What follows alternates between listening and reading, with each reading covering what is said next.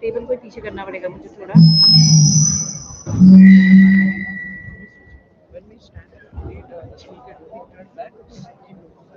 देखो अभी बताओ आपको दिख रहा है? सही है? अभी सही है ना?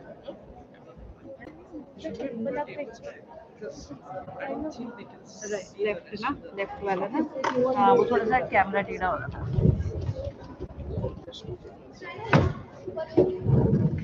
अभी।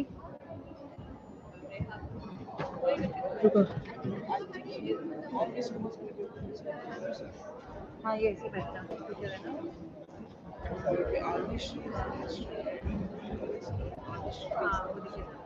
हाँ, और टेबल और पीछे करूँ क्या? टेबल और पीछे करूँ क्या? आ जाइए, आ जाइए। पीछे कर रही हो, ठीक है?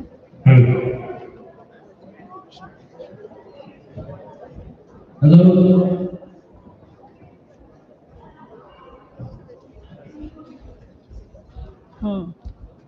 सही लग रहा है?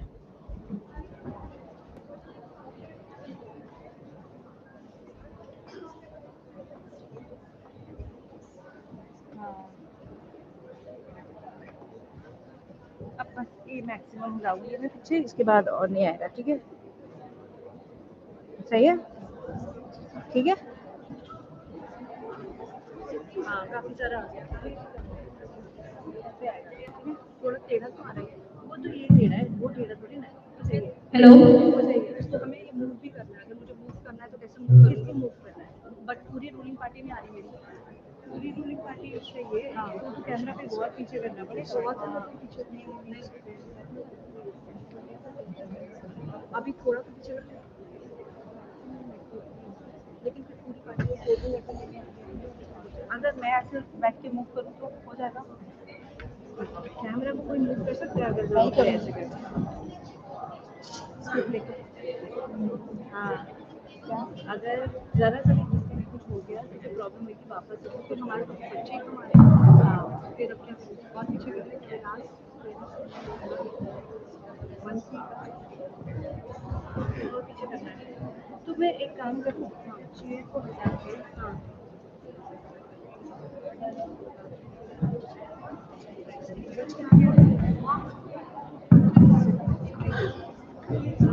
बताओ मैं श्रुति, कैमरा को और को उठा के जहाँ पे मैं बैठी थी उस तरफ रखूँ कैमरा को। तो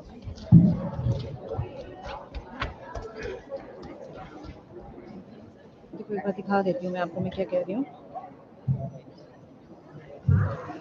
देखो अभी बताओ, और अब मैं कैमरा ऊपर उठा देती हूँ, ठीक है? एक सेकेंड। अभी भी इसमें भी मैक्सिमम ही है ये, है ना? ये मैक्सिमम ही है और नहीं जा पा रहा है। This is the maximum. मेरे को इतना पीछे लेके आ गया और करो थोड़ा सा, और कम आ रही है, और ले लो पीछे। टेबल पीछे करो, टेबल करो, टेबल को धक्का मारो।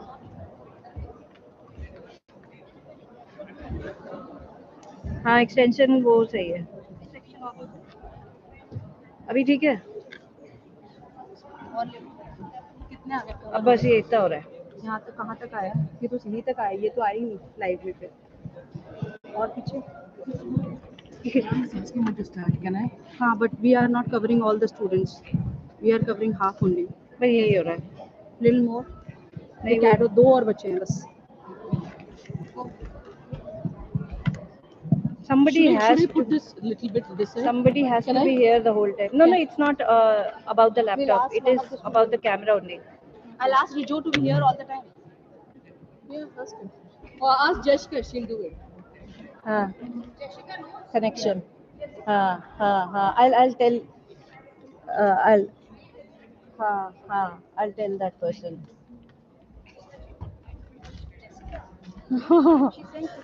she has to make sure no one comes near this area, that's it.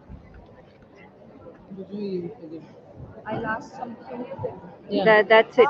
Yeah, ask That's it. Ishita or That's it. someone That's to it. That's it. So here, little more this side. No, but these people are not. If we move, it will go. No, what to do then? See, if the wire moves even a bit, your connection will go, and and it has to be done from the start. Okay. No one should touch this. Yes, it should be. It should remain like this. So we'll ask the two students to sit. What about these students? Yes, yeah. Half of the ruling party is not showing. One person. Yes. We can't make it One height. very Height से और नहीं आएगा ना, देखो मैंने कर दिया. मैं height दे देती हूँ और ना. हाँ, स्वागत है an idea. Is it making? This side little bit. No, but then these people are going, na. It's fine. It's okay. Still, half of them are not visible. What to do now? It's okay. Can't help anything. It will go. Okay, we'll go back. Give me a student here. Okay, I'll give. Miss Uma, can I start? ये live है ना ma'am, चल रहा है ना. और laptop पे कुछ करने की जरूरत नहीं है, ऐसे ही रहेगा लैपटॉप.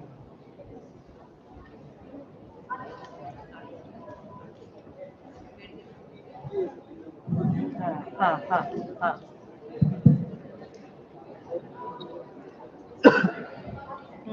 ठीक है.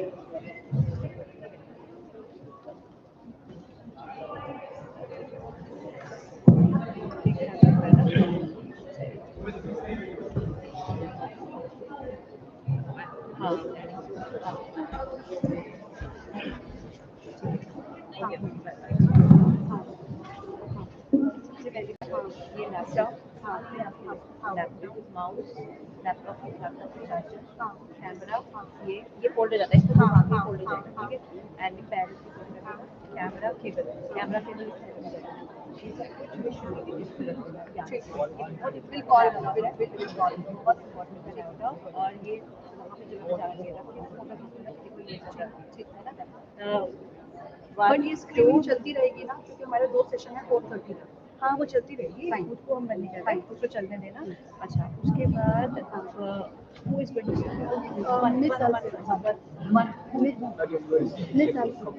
okay, listen to me. Nobody should touch any of these things. Okay, if this cable connection moves even a little bit, Start the lights. It started. Right. It's correct. Just no touch. Democracy is not merely a form of government. It is a way of thinking, a way of living, and a way of working together. Good afternoon to our respected director, Ms. Nirmal Jain, our beloved principal, Mr. Ralph Lobo, esteemed parents, teachers, and my dear students. Before we begin, I would like to introduce ourselves. My colleague, Ms. Uma, and I, Ms. Vijay, have the privilege of guiding students and mentoring them through this youth parliament session. Have you ever wondered what it feels like to sit in a parliament, raise important questions, debate national issues, and help shape the future of a nation? Well, today, our students are about to do that exactly. It gives me immense pleasure to welcome you all to our Youth Parliament session of grade 8 and 9, a platform where young minds transform into thoughtful leaders, responsible citizens, and confident decision makers. What makes today's event even more special is the incredible enthusiasm shown by our students. When registration for the Youth Parliament were announced, students eagerly stepped forward, excited by the opportunity to participate. Their willingness to dedicate additional hours after school, engage in research, prepare speeches, and work collaboratively reflects their genuine interest in understanding how democracy functions and how leaders address issues that affect the society. For our students, this experience is about finding their voice. It is about learning to speak with confidence, listen with respect, think independently, and lead with responsibility. The leaders we see on this stage today may very well become the policymakers, the innovators, the entrepreneurs, and change makers of tomorrow. And for our parents, today is a special proud moment to witness your children stepping beyond the classroom engaging with real-world issues and demonstrating the leadership potential that lies within them. As we begin this session, let us not just watch a parliamentary debate. Let us celebrate the enthusiasm of the students, the power of youth, the strength of ideas, and the promise of a generation that is preparing itself to shape a better future.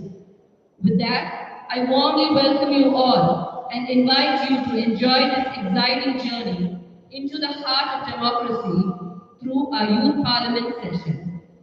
I now take this opportunity to invite our esteemed director, Ms. Nirmal Jain, to address the gathering.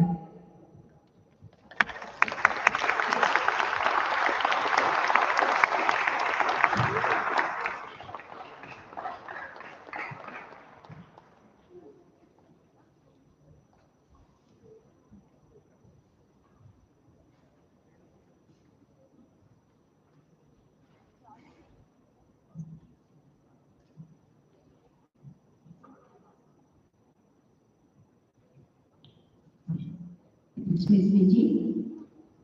Welcome, parents.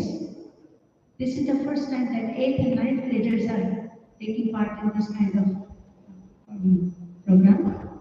We want them to be aware what is happening in the country. Most of the parents are concerned about the science. But only science is not going to take us forward. We need some leaders in the country.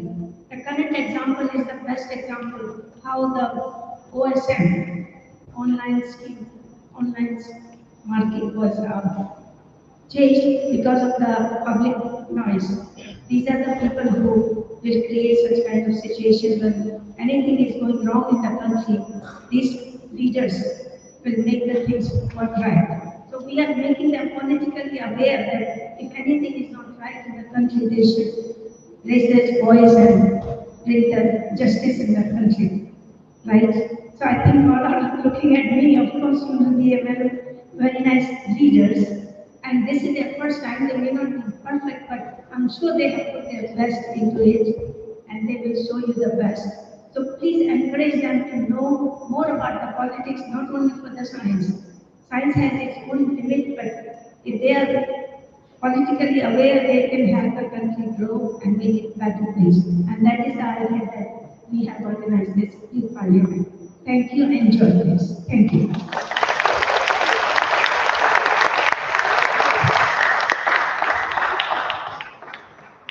Thank you, ma'am. May I now request our beloved principal, Mr. Ralph Lobo, to address the gathering.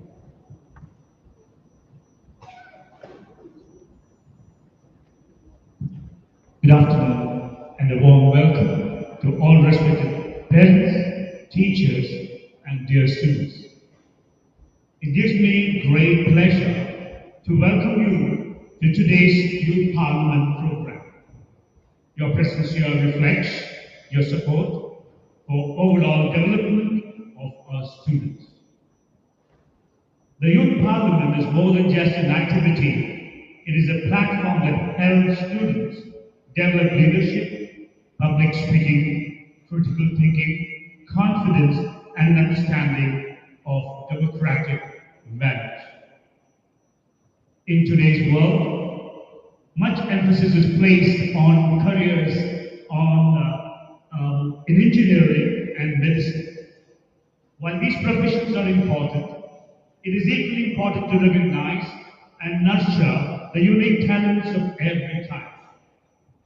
Programs such as this provide students with opportunities to discover their strength in communication, leadership, governance, law, and many other fields. As educators and parents, our role is not only to prepare students for examination, but also to help them explore their potential and become confident, responsible citizens. I congratulate all the participants for their hard work and dedication, and thank teachers and parents for their continued support. I wish all the students the very best. Thank you and enjoy the program.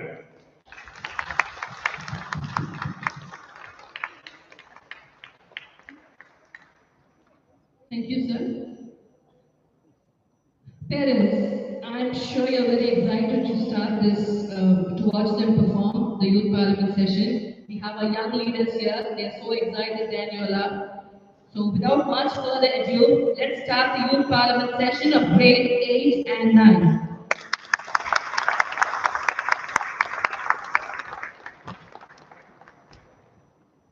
Honorable Speaker, respected members of this august House, and dear youth of India, today we do not begin with just a session, we begin with a possibility.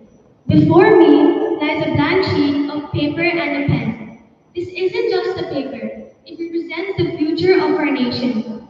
And what is written upon it will not be decided by one voice, but by the collective wisdom, courage, and responsibility of India's youth.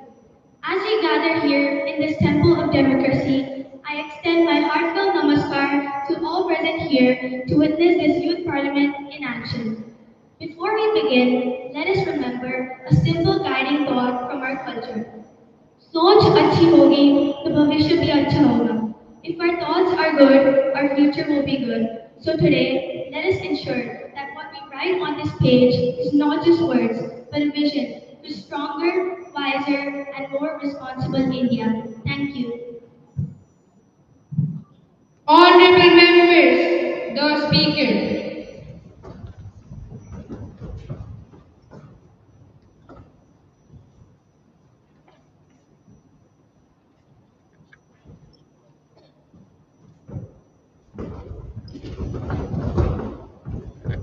Honorable members, a very good afternoon to you all. I welcome you all to the Youth Parliament session. We will begin today's session with the oath or affirmation of our newly elected members. Secretary General, please proceed.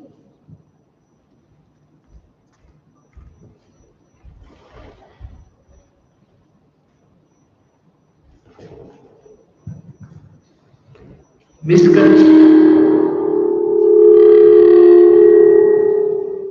Kanishka, who stands elected from the North Goa constituency of Goa, will now take the oath or affirmation. Miss Kanishka.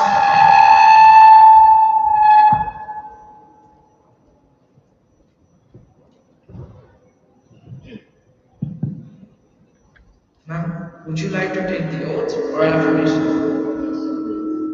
In which language would you like to give the affirmation?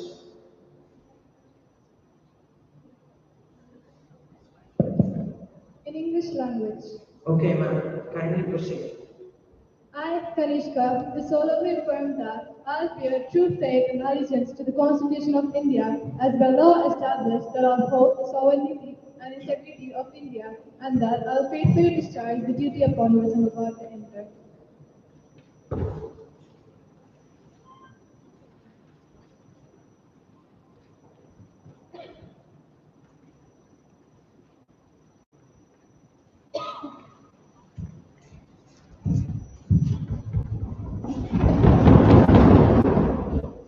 Ms. Adeshri would stand elected from the Mysore constituency of Karnataka will now take the oath of affirmation.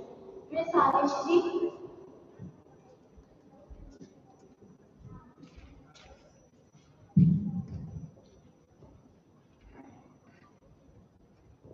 In which, Madam, may I take the oath or affirmation? In which language would you like to take the oath? I, Adeshri, do swear in the name of God that I will bear true faith and allegiance to the Constitution of India, and that I will bear true faith and allegiance in the Constitution of that I will uphold the sovereignty and integrity of India as by law established.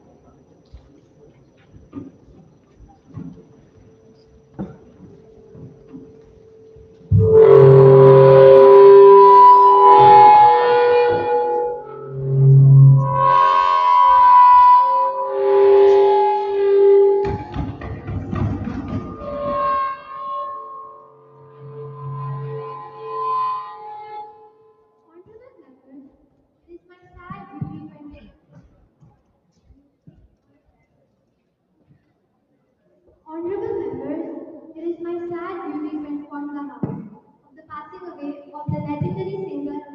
Bharat Ratna awardee, Asha Bhosle. Her voice inspired generations and became a symbol of India's rich musical heritage. Through her timeless songs, she brought joy, patriotism, and cultural pride to millions. As one of her iconic lines reminds us, Sare Jahan Se Acha, Hindustan Mahan. Now, the Honorable Prime Minister will make his statement. Honorable Speaker Madam, my party and I wholeheartedly associate ourselves with the sentiments expressed on the passing of Asha Bhosle ji. Today, India bids farewell to a voice that was not merely heard but deeply felt in every corner of the nation. Her songs brought generations together and became a part of India's cultural and emotional journey. As a humble tribute to her extraordinary legacy, I would like to offer a few lines before this house. Some voices never fade away. They live in every heart, each day. Through joy and tears, through time and age, leave the light on her sweet page. Though the singer may depart from sight, her melodies still shine bright. For legends never truly part, they sing forever in the nation's heart. Honorable Speaker Madam, Asha Bhosle ji was not just an artist, she was an emotion shared by millions of Indians. Her contribution to Indian culture and music shall continue to inspire generations to come. On behalf of the nation, we pay our heartfelt tribute to her and pray for eternal peace to her noble soul. Now, the statement by the Leader of the Opposition. Honorable Speaker Madam, Asha Bhosle was an icon whose contribution to Indian music can never be forgotten. Her songs inspired generations and reflected the soul of India itself. I would like to once again associate myself and my party in sending our condolences to her family. The House may stand in silence for a while to express our deep sorrow.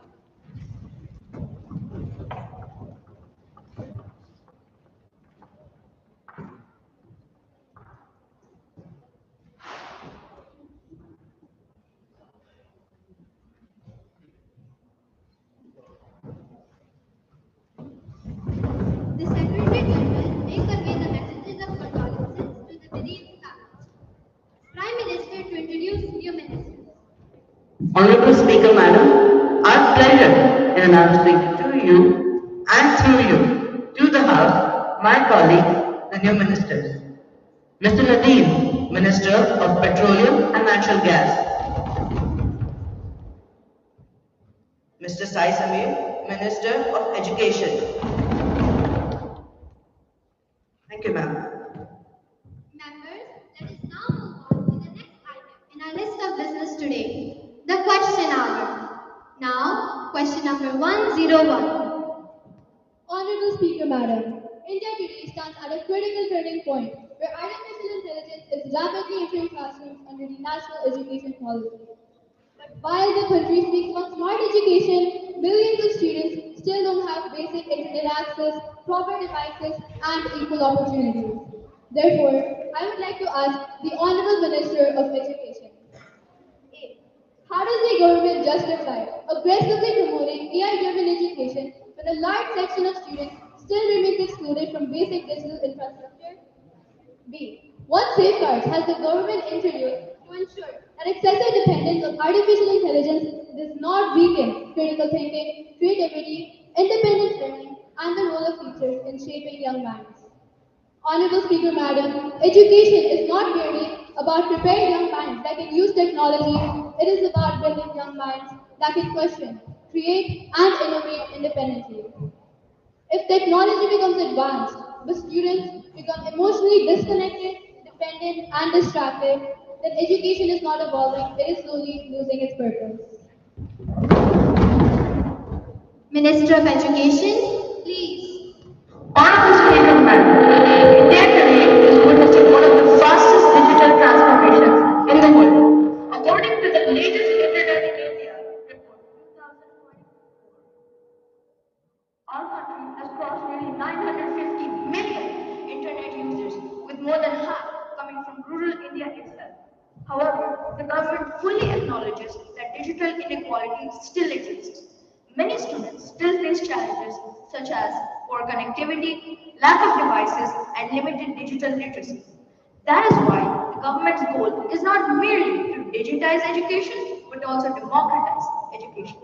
Through flagship initiatives such as PM eVidya, Diksha, Swayam, and BharatNet, broadband connectivity, smart classrooms, multilingual educational resources, and teacher training programs are being strengthened across the nation. Honorable Speaker, Madam, artificial intelligence is not being introduced to replace teachers, but to support personalized learning, improve accessibility, and help students receive quality education even in rural areas. Today, over 1.4 lakh students have registered for online examinations 2025, reflecting the growing reach of digital learning platforms.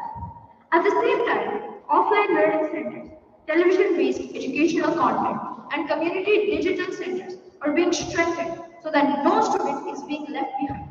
Because the government firmly believes technology should become a bridge between privilege and opportunity, not a wall dividing the connected from the forgotten. Supplementary question from the opposition.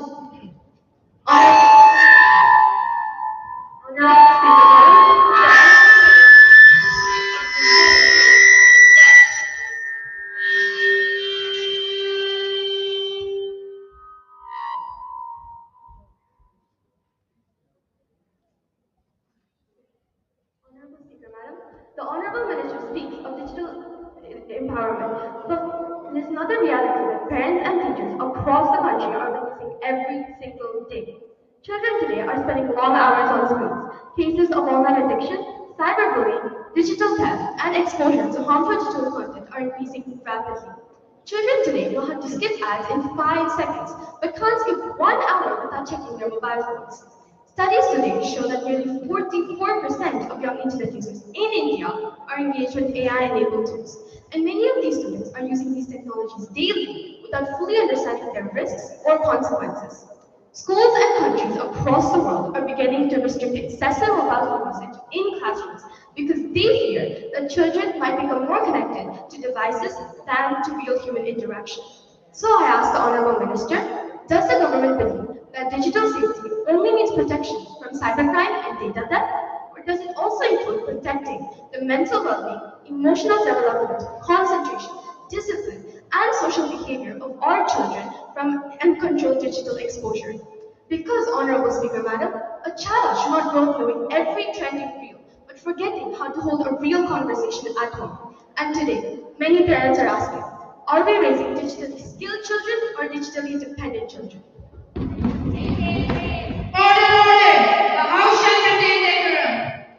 Minister of Education, please. Honorable Speaker, Madam, no, the government does not want students to become dependent on technology.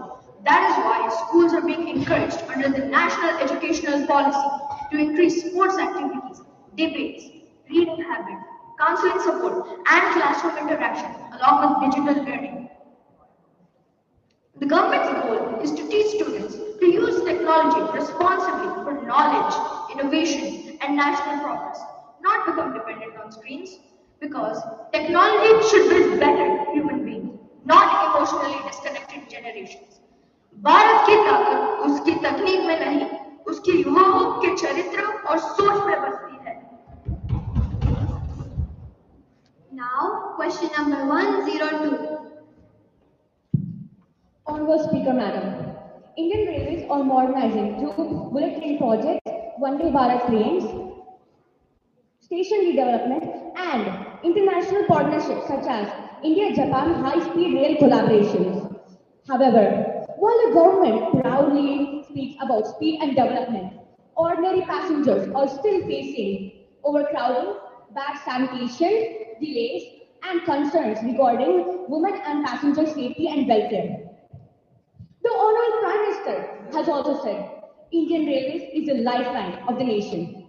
But should the lifeline guarantee the safety and dignity of each and every single citizen? The government is saying nowadays trains are becoming super fast. But passengers still feel that the only thing which is reaching its destination on time is the price of tickets.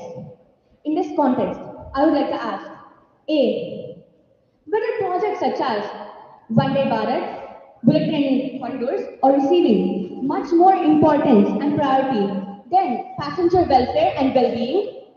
B, what concrete measures are being taken to improve track safety, crowd management, and women security in trains and in railway stations? Minister of Railways, please. Honorable Speaker, Madam, Indian Railways today carries more than 2 crore passengers daily and continues to modernize at a historic rate.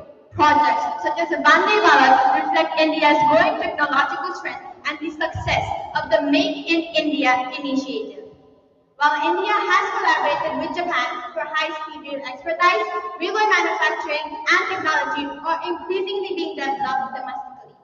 At the same time, the government has expanded the Kavach safety systems, strengthened track inspections, improved CCTV surveillance, introduced women safety initiatives such as Mary Saheli, and increased special trains and coaches during peak seasons to reduce overcrowding. As the Honorable Prime Minister has said, safety is the highest priority for Indian Railways. And let me assure this House, Modern India is committed to put safety and speed together. Honorable members, since this discussion has now referred to the India-Japan high-speed rail partnership, I now call upon the Honorable Delegate of Japan to address this honor. Honorable Speaker, Madam, the delegate of Japan stands today to talk not merely about diplomacy, but about a friendship that's shaping the future of Asia and the world. At a time when many nations face conflict, economic uncertainty, and cyber threats, India and Japan are choosing cooperation, innovation, and peace over division. From the Mumbai-Ahmedabad bullet train project to partnerships in artificial intelligence, semiconductors, and clean energy, our nations are building a future driven by technology, trust, and progress. Japan greatly admires India's young talent, global leadership, and unstoppable spirit of innovation. Madam Speaker, Japan firmly believes that India's technology, combined with Japan's technology, can transform the Indo-Pacific into a region full of stability, prosperity, and hope. This is not just a diplomatic partnership. It is a partnership of shared dreams and shared destiny. That's why in this respected House, Japan proudly declares, when India rises, Asia rises. When India renovates, the world progresses. And when India and Japan stand together, the future stands stronger. Thank you. Now, question number 103. Honorable Speaker, Madam, India today faces threats not only in the borders, but also rising cyber threats, online frauds, data breaches, and digital scams, affecting ordinary citizens every single day. According to recent government data, India has recorded over 24 lakh cyber fraud complaints in 2025 alone, with citizens reportedly losing more than rupees 22,000 crores due to online scams and financial frauds. From fake investment apps to so-called digital eye scams, cyber criminals are now misusing technology to target students, senior citizens, and even professionals. In several cases, fraudsters are pretending to be police or CBI officers to frighten innocent citizens through video calls to transfer their life savings. In Mumbai, even a television actress was trapped in a so-called digital eye scam for nearly 7 hours and lost around 6.5 lakhs after fraudsters posed as police officials through video calls. Even Bollywood actor Akshay Kumar recently raised concerns about cybercrime after his daughter faced online harassment during a video game interaction, proving that digital threats today can target any family, ordinary citizens, and celebrities alike. Honorable Speaker, Madam, today the fear is no longer only about who is crossing our borders. The fear is also who is entering our phones, our bank accounts, and our personal data. Therefore, will the Honorable Minister of Home Affairs be pleased to say, A, what concrete steps are being taken to improve to improve emergency systems and public safety awareness during crisis. B. Whether the government is fully prepared to tackle rising cyber threats, targeting citizens, national infrastructures, and functional units. C. What measures are being taken to improve emergency response systems and public safety awareness during crisis? Honorable Speaker Madam, national security is not only about protecting borders. It is about protecting every citizen's confidence and sense of safety. And today, people are asking, if technology is becoming smarter every day, then why are criminals too becoming smarter with it? Minister of Home Affairs, please. Honorable Speaker Madam, the government fully recognizes that the modern threats are evolving rapidly. Today, our enemies do not just attack through weapons. They also target citizens through fake links, hacked systems, misinformation campaigns, and cyber fraud operating from behind the scenes. Regarding cybersecurity, India has significantly expanded the cybercrime monitoring through Indian Cybercrime Coordination Center, I4C, specialized cyber units, cyber forensic labs, etc. The government has already blocked lakhs of suspicious SIM cards, mobile devices connected to the cyber fraud networks. Emergency response systems and disaster management mechanisms are also being modernized through digital alerts, faster helplines, etc. And let me assure this House, India's security framework is continuously evolving because threats in the modern world evolve every single day. I would also like to remind the citizens that if a stranger asks for your OTP, bank details, or threatens you through a video call, disconnect immediately because no genuine government agency conducts a digital alert on WhatsApp. Honorable Defense Minister to respond on national security preparedness. Honorable Speaker Madam, in addition to the observations made by the Honorable Home Minister, I rise to address the evolving nature of national security in this modern era. Today, security is no longer defined by just physical borders. It extends up to cyberspace, communication networks, satellite systems, and critical national infrastructure. Any disruption made in these areas will directly affect national sovereignty and public safety. The Ministry of Defense is working in close coordination with intelligence and security agencies to strengthen India's integrated defense preparedness. This includes advanced surveillance systems, real-time threat detection capabilities, and enhanced cyber defense mechanisms for strategic installations. The Honorable Speaker Madam, I would like to assure this august House that the Indian Armed Forces remain fully alert, highly capable, and most importantly, constantly modernizing to meet any kind of emerging challenge, whether conventional, hybrid, or digital in nature. The opposition has raised important concerns. However, portraying India as unprepared is going to do nothing, or rather very little, to strengthen public safety, public confidence. The reality is that our security agencies, cyber defense networks, and armed forces work around the clock to identify and neutralize threats before they even reach our citizens. Let there be no doubt, India's security architecture is proactive, precise, and permanently vigilant. Honorable members, in the view of the increasing dependence of digital infrastructure for national security, I now call the Honorable Minister of Electronics and IT to add to the response. Honorable Speaker Madam, in today's India, cybersecurity is no longer just a technical issue. It is directly linked to national trust, national economy, and national sovereignty. Every digital transaction, every online identity, and every connected system today forms part of our national infrastructure. Protecting it is as important as protecting our physical borders.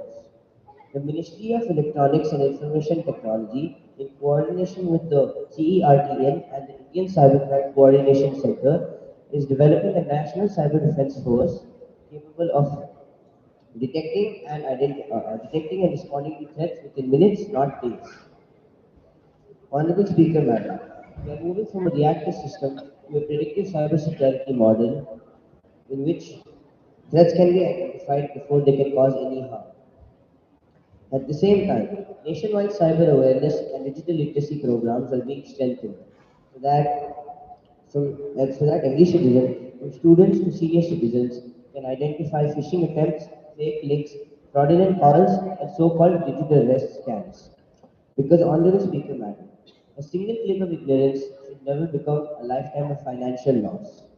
Honorable Speaker, Madam, I assure this August House that India is not only building a digital nation, we are building a trusted digital nation, where technology empowers citizens without exposing them to fear. Thank you. Now, question number 104. Honorable Speaker, Madam, LPG prices are no longer just an economic index. Honorable Speaker, Madam, LPG prices are no longer just an economic indicator. They are a direct burden on every household budget. The government promoted LPG as a step towards clean cooking and dignity for every home. But today, repeated price increases have turned that promise into pressure. Will the Minister of Petroleum and Natural Gas be pleased to say, A. The current retail price range of LPG cylinders in major cities and the number of revisions made in the last financial year? B. The number of active beneficiaries under the Pradhan Mantri Ujjwala Yojana and whether full subsidy support is still being maintained for all eligible households? Honorable Speaker, Madam, you cannot call it empowerment every few months. The state empowerment becomes more expensive.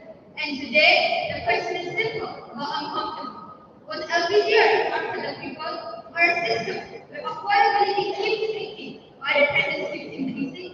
When the kitchen starts calculating costs for cooking, that is when the policies must start answering questions. Minister of Petroleum and Natural Gas, please. Honorable Speaker, Madam, domestic LPG prices in India are influenced by international benchmark rates such as Saudi CP, along with freight costs and foreign exchange fluctuations, since a large portion of LPG demand is met through imports. As per the latest available data, domestic LPG prices in major cities range from approximately 800 rupees to 900 rupees per cylinder, with periodic revisions reflecting global market conditions. Under the Pradhan Mantri Ujjwala Yojana, over 10 crore LPG connections have been provided to eligible households, and the government continues to extend targeted subsidy support through direct benefit transfer to protect economically weaker sections. Despite constant price swings in energy markets, global LPG supply has remained stable across the country, and the government continues to monitor affordability concerns while ensuring uninterrupted access. Honorable Speaker, Madam, global prices may rise, but our commitment to the Indian home is an unshakable promise. We cannot control international inflation, but we will always control how heavily we treat the people of our country. Now, question number 105. Honorable Speaker, Madam, India today is witnessing extreme academic pressure from students preparing for examinations such as NEET, JEE, and CUET. Across the country, coaching institutes are expanding rapidly. Parents are spending lakhs of rupees, and students are studying for countless hours. The youth is suffering from stress, anxiety, and emotional pressure. One of our respected members once said that India has two icons. It's the Indian Premier League and the other is the Indian Pressure League. Honorable Speaker, Madam, more than 20 lakh students appear for me every year, while only a limited amount finally secure government medical seats. Even after repeated concerns regarding paper leaks, coaching pressure, and student suicide in coaching houses like Kota, the fear of students continues to rise. Therefore, I would like to ask the Honorable Minister of Youth Affairs and Sports, A. What concrete steps is the government taking to reduce mental pressure among students preparing for competitive examinations such as NEET, JEE, and CUET? B. What action is being taken to regulate coaching institutes and prevent commercial exploitation of students? And C.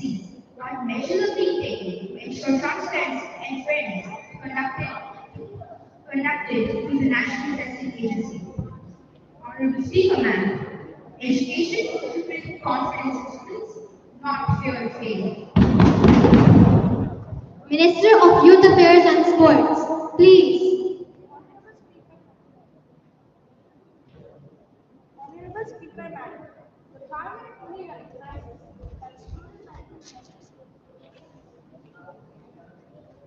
Honorable Speaker Madam, the government fully recognizes that student mental health and examination pressures are serious concerns. The government has strengthened counseling support, awareness programs, and student mental health initiatives such as Manavdar Web to support students and parents. Regarding examination transparency, the government has introduced Public Examination Act 2024 to deal strictly with paper leaks and unfair practices. The government has also issued coaching sector guidelines regarding counseling support, student safety, and misleading advertisements. Competition should inspire, not emotionally exhaust them. The government remains committed towards creating a fair, transparent, and student-friendly education environment. Supplementary question from the opposition.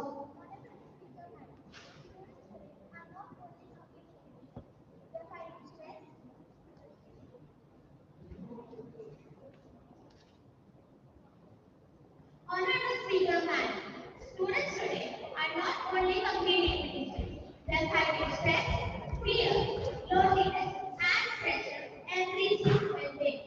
Many students feel that if they fail in one examination, they fail in life itself. So I question the Honorable Minister, will the government take strict actions against the pushing institutions which exploit students emotionally and commercially? Because students need guidance and support, not constant pressure. Minister of Youth Affairs and Sports. Honorable Speaker Madam, the government agrees that no student should feel emotionally broken because of academic pressure. States and institutions are being encouraged to improve counseling access, student support systems, and safer learning environment. No examination should become more important than the mental well-being and future of a student. Now, question number 106. Honorable Speaker Madam, after more than 75 years of independence, India is now politically free, but many people still feel that politically and economically and politically, we continue to depend upon foreign influence. Today, international brands are no longer just products, they are symbols of status and social acceptance. Many young people feel that wearing foreign labels defines success, modernity, and prestige. Foreign social media platforms shape our thinking, lifestyle, and even our confidence. Honorable Speaker Madam, cigarettes are sold openly in shops, but sanitary pads are still hidden inside black bags as if women's health is something shameful. But schemes continue telling young Indians that confidence comes from lighter skins. And slowly, our own identity starts getting replaced by artificial standards made by advertisements and consumer culture.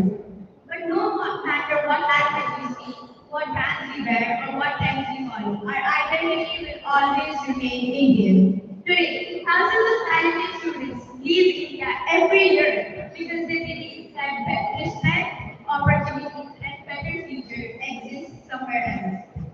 Small Indian shopkeepers struggle while giant international companies dominate advertisements, online platforms, and consumer markets.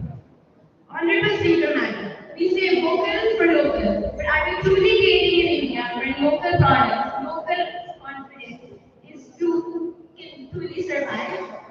Therefore, I would like to ask, A, what concrete steps is the government taking to create opportunities and strengthen Indian industries so that young youth is not forced to leave India? What measures are being taken to protect small Indian businesses from being crushed under uncontrolled foreign competition and digital consumerism? C, whether the government believes that economic development without cultural confidence will slowly weaken identity of our future generations.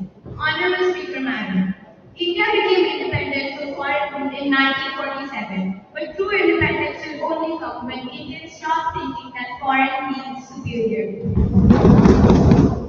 Minister of Finance, please. Honorable Speaker, Madam, India today is among the world's fastest growing economies and continues to attract global investment, innovation, and entrepreneurship. Through reforms in taxation, digital payment, and manufacturing incentives, the government is creating an economy where India's talent can grow within India itself. India today is exporting technology, innovation, digital service, medicine, and defense equipment to the world. Honorable Speaker, Madam, the government's vision is clear. India should not remain only a market for the global companies. India must be a nation whose idea, talent, and industries can shape the global economy itself. Supplementary question. Honorable Speaker, Madam, if transformation is truly clear, then why do so many educated young Indians still dream of leaving the country? Why do students still feel that foreign university can be success, while Indian talent struggles for recognition? And why are local businesses still fighting for survival, while giant international companies dominate advertisements, shopping platforms, and consumer culture? Today, many young people are not chasing passion anymore, they're chasing validation. Minister of Commerce and Industry, please. Honorable Speaker, Madam, the concern raised by the Honorable Member is not solely economic but also psychological. Today, many local businesses do not fail because Indian products lack quality or talent. They fail because they have been programmed into thinking that foreign automatically means better and superior. But India was not built on borrowed confidence. India was built on courage, innovation, and self-belief. That is why this government is not only reforming the training and manufacturing policies, but also restoring pride in India's talent and products. Through initiatives such as One District, One Product, GEM platforms, and startup exhibitions, we are making sure that Indian brands do not just survive, they lead. On the other hand, we are also moving into tightening the quality standards and regulatory standards on imported goods to ensure fair competition. Honorable Speaker, Madam, the dream of an Indian student must not be to leave India for recognition. Their dream must be to make our nation a country respected by the rest of the world for its innovation and entrepreneurship. உழைப்பும் தன்னம்பிக்கையும் இருந்தால் இந்திய இளைஞர்களை உலகம் மதிக்காமல் இருக்க முடியாது. India does not lack talent. India only needs to believe in its own strength. As the Tamil saying goes, தன்னம்பிக்கைதான் வெற்றியின் முதல் படி. And this government is committed to building a belief. Final supplementary. Honorable Speaker, Madam, economic growth is important. But society slowly begins to lose confidence in its own identity. Honorable Speaker, Madam, economic growth is important, but society slowly begins losing confidence in its own identity, culture, and values, and development becomes incomplete. Today, social media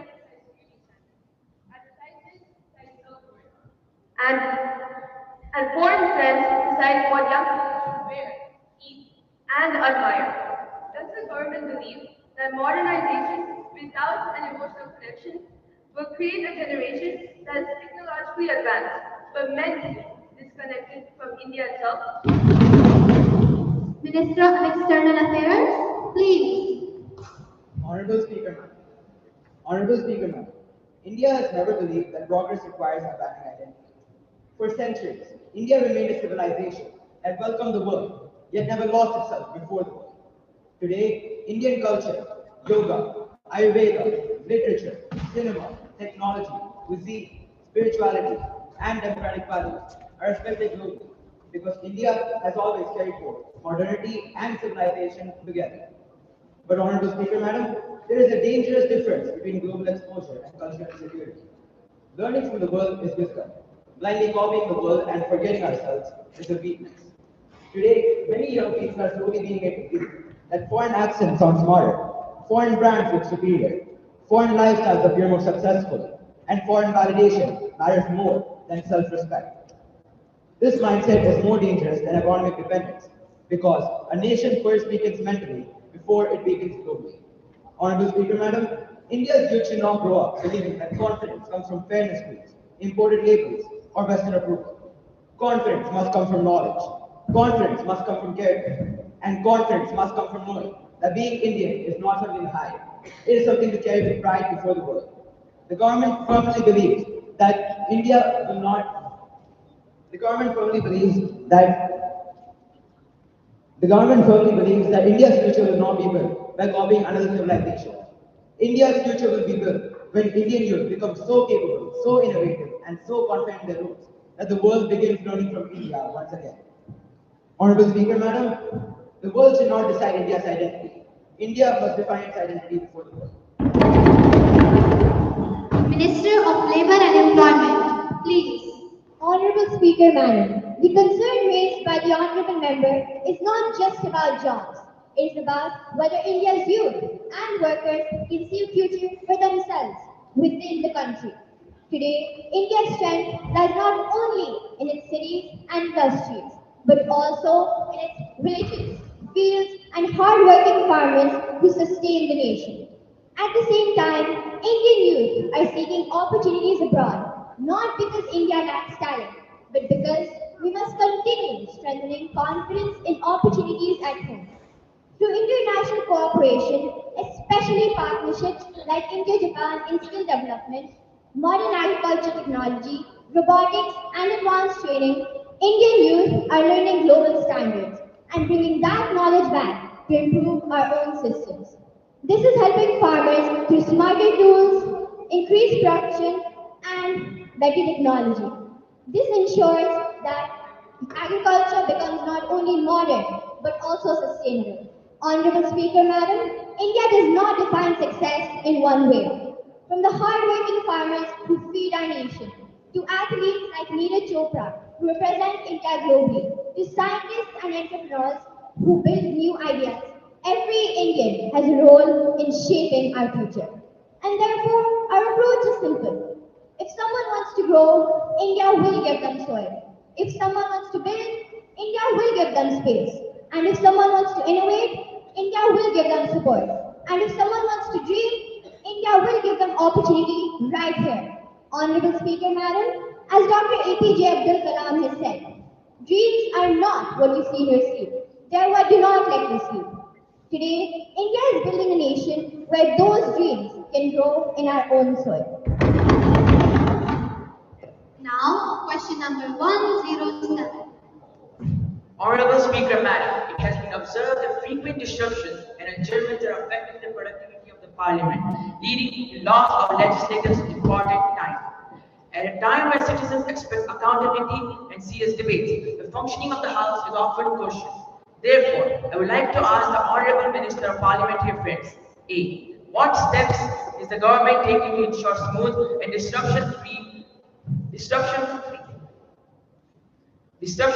functioning of the Parliament? B.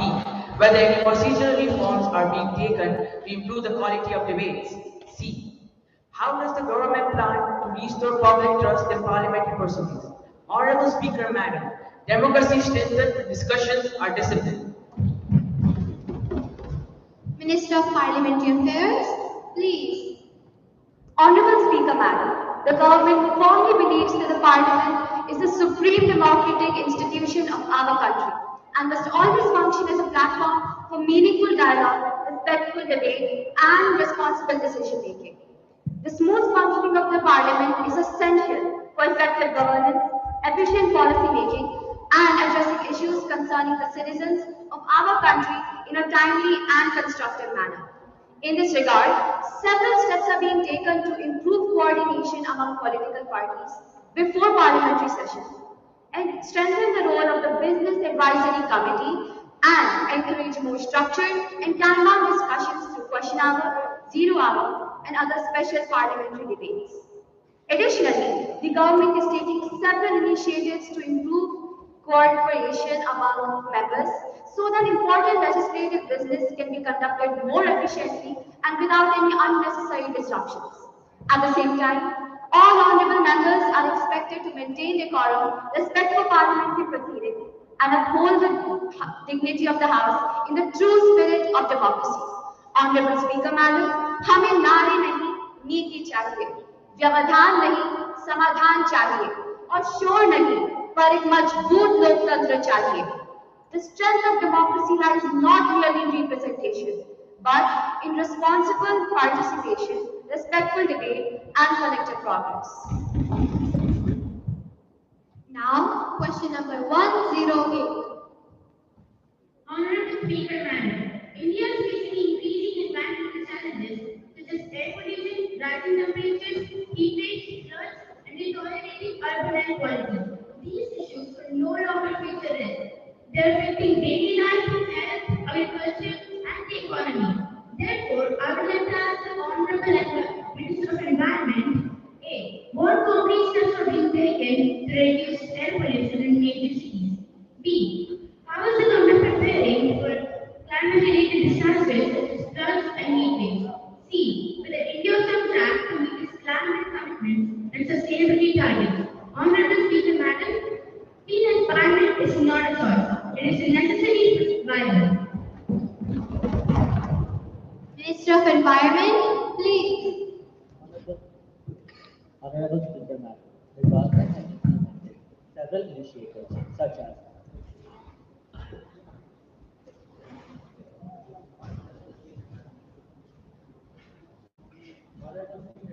the government has implemented several initiatives such as National Clean Program, expansion of renewable energy, and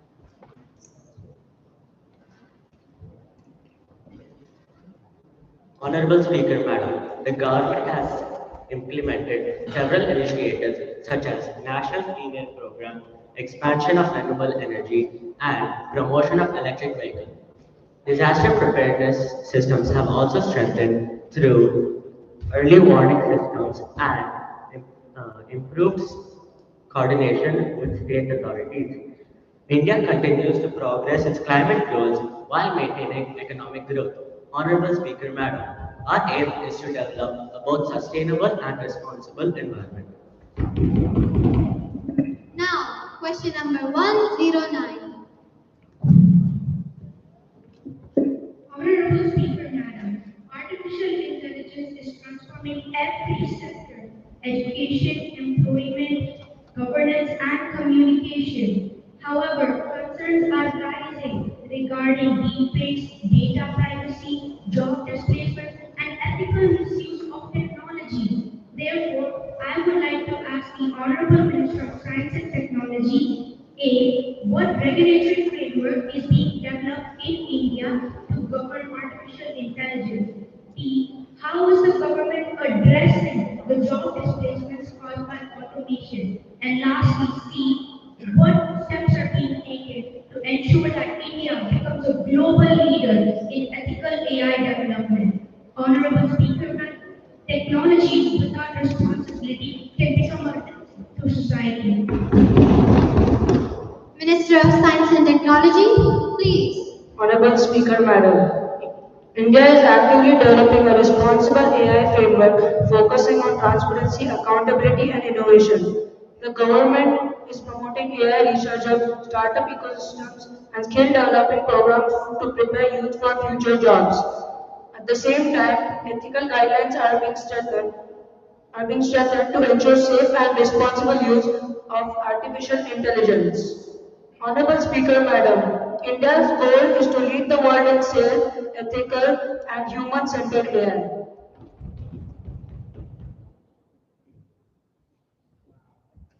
Now, question number 110. Honorable Speaker Madam, India's civil aviation sector is undergoing rapid digital transformation from e-boarding passes to AI-based air traffic systems, from facial recognition at airports to fully digital passenger databases. Aviation today is deeply dependent on technology. India handles over 30 crore air passengers annually, and this number is rising every single year. Because of this, aviation systems are not just transport infrastructure, but critical digital infrastructure of national importance. But, Honorable Speaker Madam, with this comes a serious concern. Cybersecurity experts warn that aviation systems are the top most global targets for cyber attacks. Even a small breach can disrupt thousands of flights and endanger passenger safety. Aviation is not like any other sector. Here, even a few seconds of system failure can cause large-scale disruption. Therefore, I would like to ask the Honorable Minister of Civil Aviation, A, what concrete steps are being taken to strengthen cybersecurity in aviation systems and airport operations? B, how is passenger data, including identity, biometrics, and travel records, being kept protected in this highly digitalized ecosystem? And C, what evacuation emergency mechanisms exist if there is a large-scale cyber attack or aviation infrastructure failure? Honorable Speaker, Madam, digital യുഗത്തിലെ വിമാനയാത്രയ്ക്ക് സുരക്ഷയാണ് ചിറക്. Safety are the wings of air travel in the digital age. Honorable Minister of Civil Aviation to respond. Honorable Speaker, Madam, India's civil aviation sector is one of the fastest growing aviation markets in the world, and digital integration has been a key part of this transformation. Today, systems like DigiYatra, e-ticketing platforms, automated baggage handling, and air traffic management have improved efficiency and passenger experience significantly. All aviation digital systems are governed by strict cybersecurity protocols, regular vulnerability assessments, and continuous monitoring in coordination with national cybersecurity agencies. Backup systems and manual override mechanisms are put in place to ensure that even in rare technical disruptions, flight operations remain safe and controlled. As the court has repeatedly stated, modern aviation तेज होनी चाहिए, कमजोर नहीं. Thank you. Supplementary questions from opposition. Honorable Speaker, Madam, we appreciate the systems being described, but the concern remains practical. India is already reporting a sharp rise in cyber incidents across sectors, with CERT handling thousands of cyber alerts every year across critical infrastructure. So, the question is simple. If cyber threats become large-scale and simultaneous, is aviation infrastructure strong enough to withstand real-time disruption without passenger risk? Because in aviation, there is no retrieval. Honorable Member of ruling party. Honorable Speaker, Madam, the Honorable Member has raised a valid concern regarding large-scale resilience. The government has already built a multi-layered cybersecurity architecture, redundancy systems, and disaster recovery frameworks for aviation infrastructure.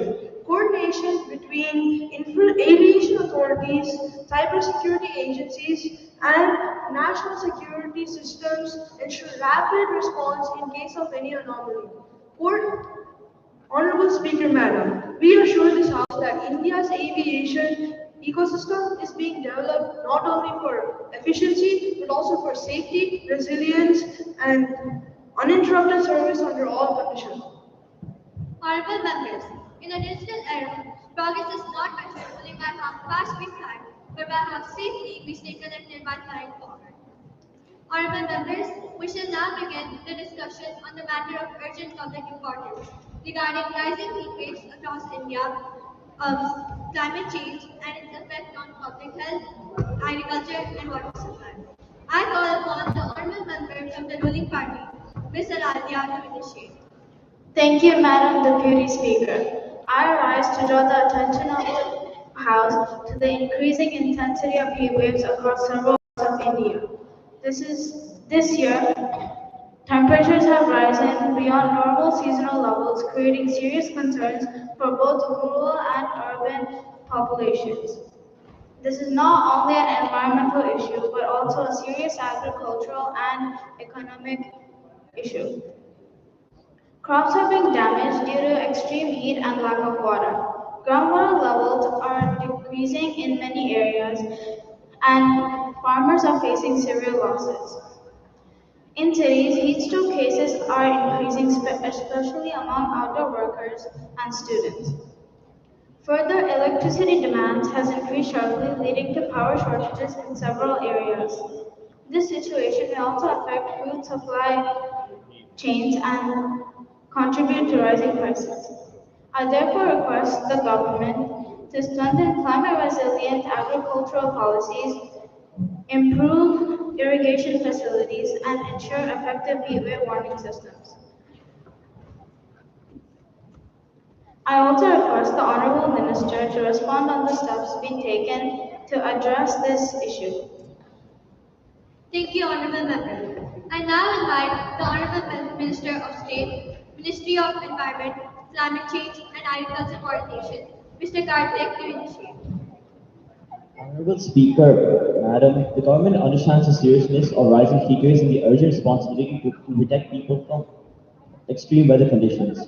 Heat action plans, early warning systems, climate resilient farming, and crop insurance are being strengthened across the country. When summers become dangerous, climate change is no longer a warning, it becomes a reality. The government remains committed to protecting every citizen from the growing impact of climate change.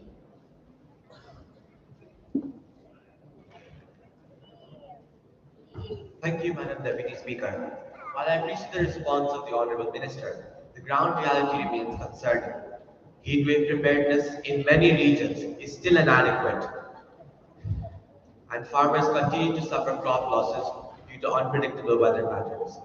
This is no longer a future risk. This is a present emergency.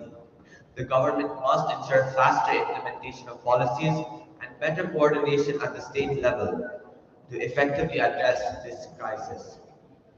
The House appreciates the constructive discussion. We expect timely actions and updates from the Ministry on the steps being taken to address heatwave conditions and climate-related agricultural challenges. The Honorable Minister of Education is requested to introduce the bill.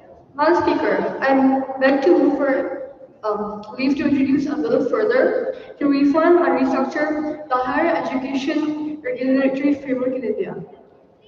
The question is that leave be granted to introduce the Viksit Bharat Shiksha Adhishtan Bill 2025. Those in favor will say aye. Those against it will say no. I think the ayes have it, the ayes have it, the ayes have it. Leave is granted. The Honorable Minister may introduce the bill. Madam Speaker, I introduce the bill.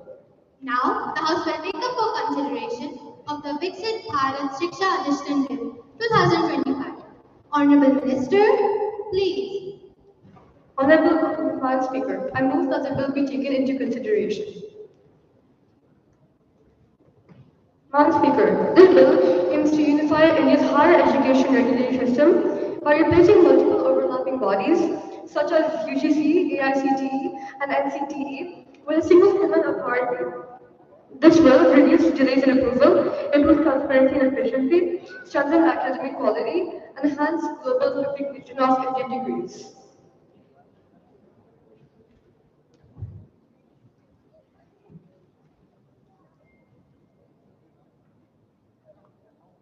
Opposition is a member to respond.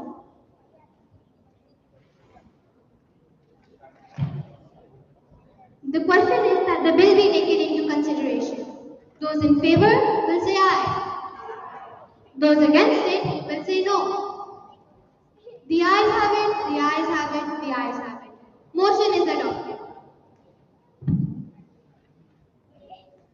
Madam Speaker, this bill aims to unify India's higher education regulatory system by replacing multiple overlapping bodies such as UGC, AICTE, NCT with a single. This will reduce delays in approval, improve transparency and efficiency, strengthen academic quality, and enhance global recognition of Indian degrees. Madam Speaker, while reform is needed, this bill raises serious concerns regarding excessive centralization of education, reduced autonomy of universities. India's education system must remain diverse and flexible.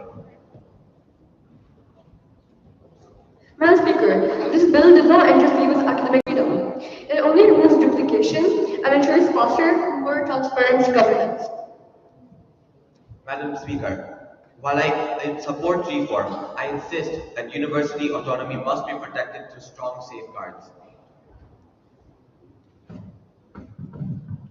Madam Speaker, the government says this bill will simplify education governance.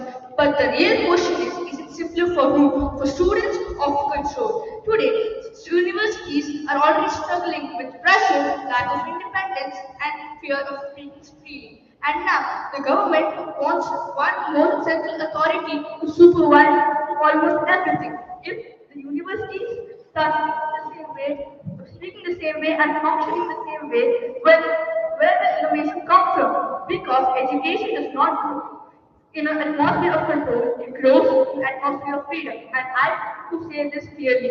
A country becomes stronger when students are allowed to question power, not when they are trained to remain silent before it.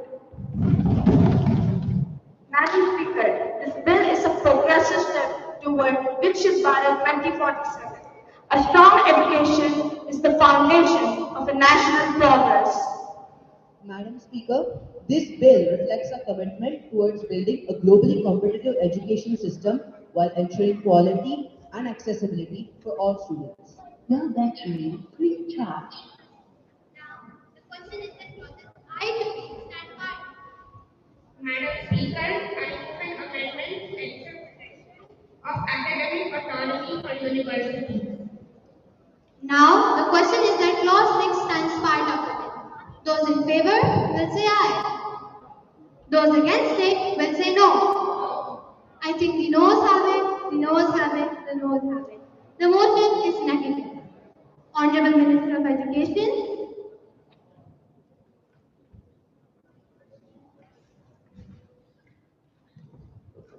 Madam, I move that the bill be passed. The motion is that the bill be passed.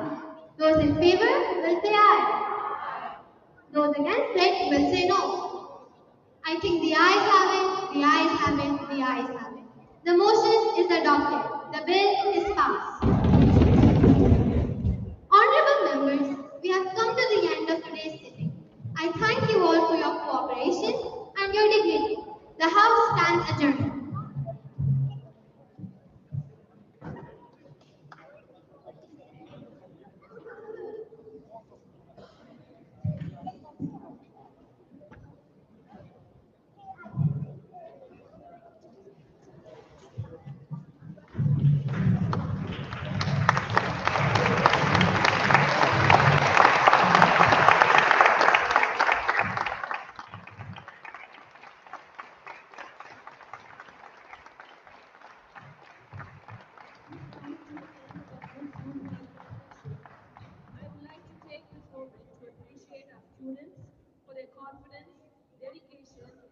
Enthusiasm they displayed today. What we witnessed today was not just a debate, but a wonderful demonstration of leadership, teamwork, and responsible citizenship. The key takeaway from today's session is that every voice matters. Our students learned the importance of expressing their views confidently, listening to others respectfully, and working together to find solutions. I extend my heartfelt gratitude to our respected director, esteemed principal, dedicated homeroom teachers, Mr. Suresh, Ms. Charu, and Ms. Shruti, and our volunteers for their support. A sincere thank you to our parents for encouraging and motivating our young leaders. And finally, a big round of applause for our students, whose hard work and enthusiasm made today's session a great success. Thank you for all your presence and support. Have a wonderful evening. And parents, I have another announcement today. We have another Parliament session from grade 10, 11, and 12, and I promise they will never disappoint you. They're well prepared and they're excited to hit the stage. So I'd really appreciate if you can stay back and support them. Thank you.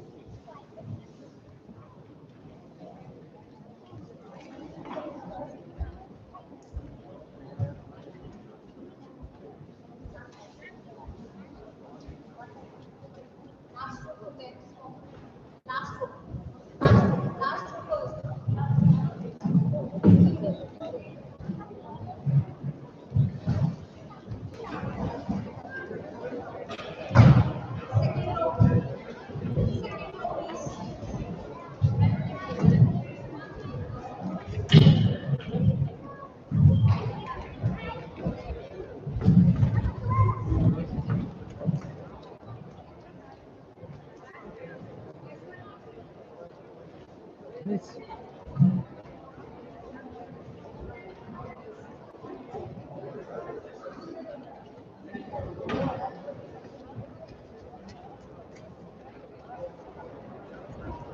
and ninth graders, please make sure you remain seated. I've already instructed you, eighth and ninth graders, please remain seated.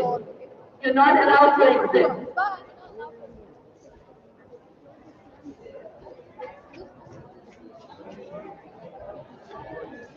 Switch.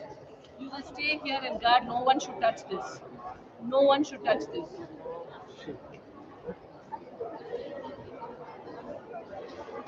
Eighth and ninth graders, quickly take your seat. Grade 8 and 9, quickly remain seated. Can you just stay here? Grade 10, 11 and 12, take your position.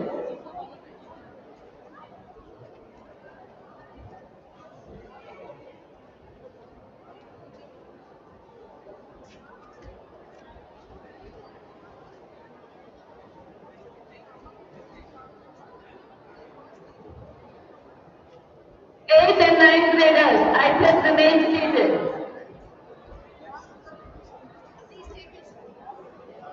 Grade 8 and 9, remain seated.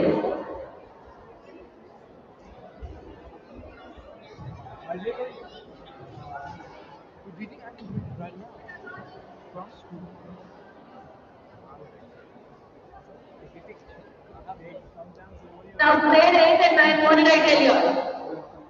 Please take your seat.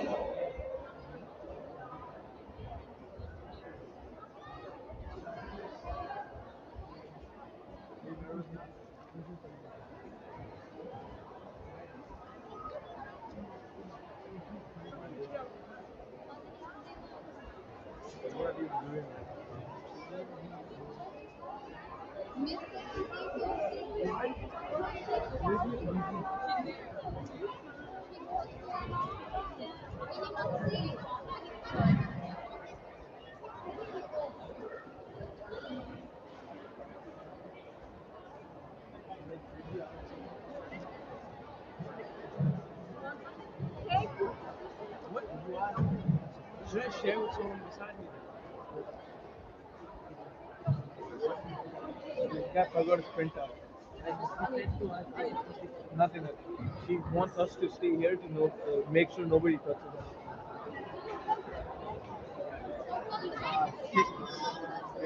So nervous.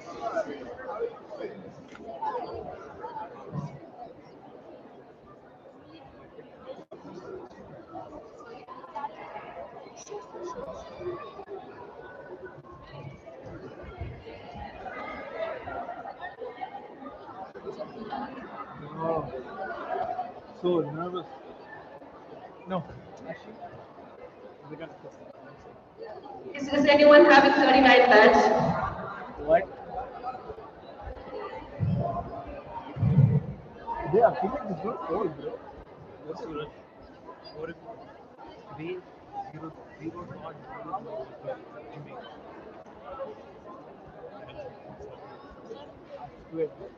Eighth and ninth graders, I asked you all to remain seated.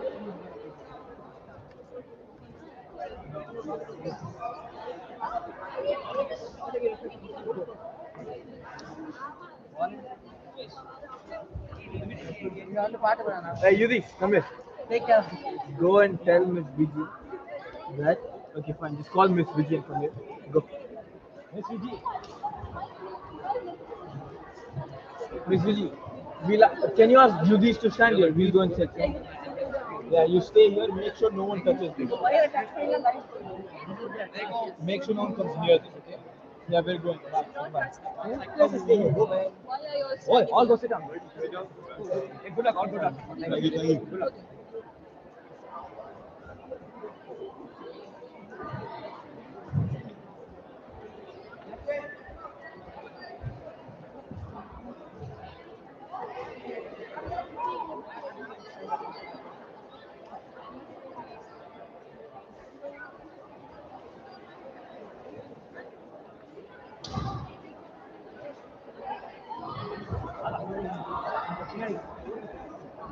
Last two. Yosha, good luck.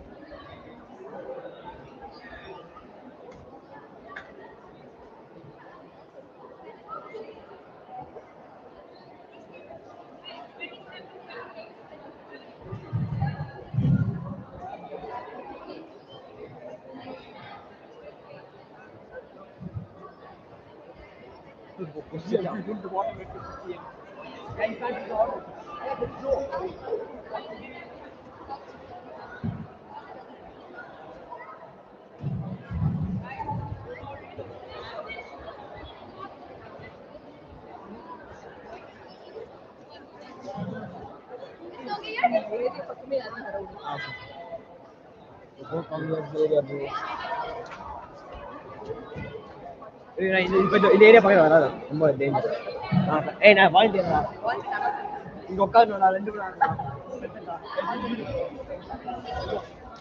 Okay, go. No, I'm going to use this. That's fine.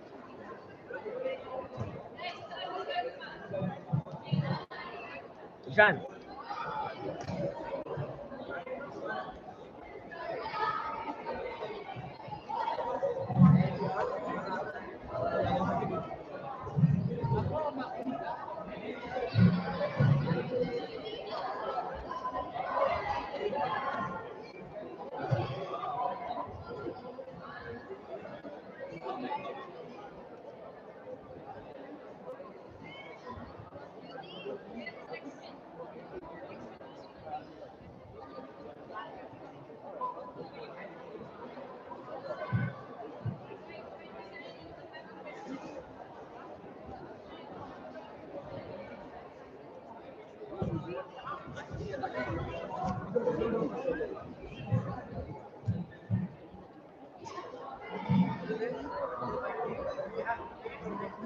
Ah, 15.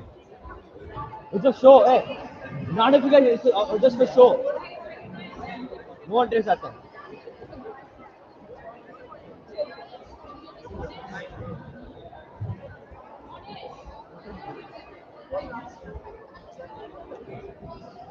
Yoshta, this is yours, right?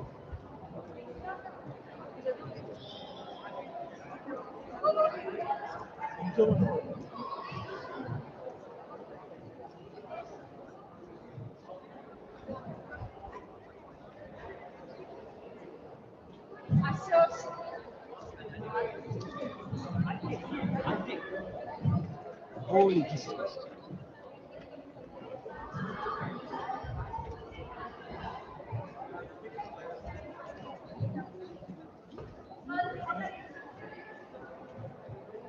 Eighth and ninth graders, please remain seated. Grade 8 and 9.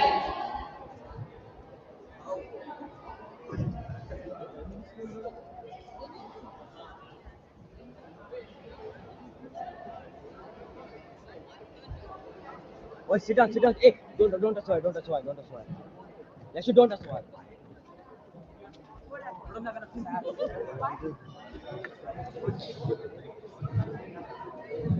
This is very most carried item. I'm not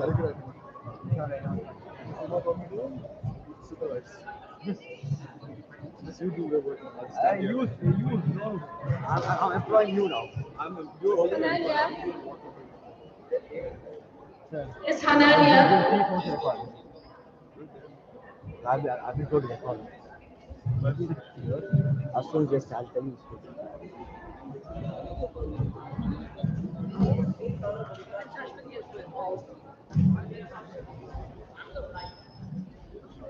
Sahitiya is Sahitiya. Chinya sir, Shreya, Parisa, Rihanna, Chaitri, Yoshita, Prashant, Upasana, Jessica, Srinath, Ishan, Alison, Ishita.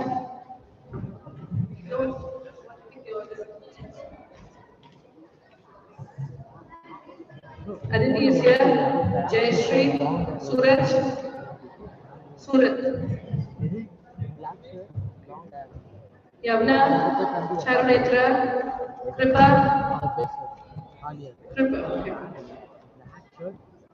Shrida, Pratmesh, Alia,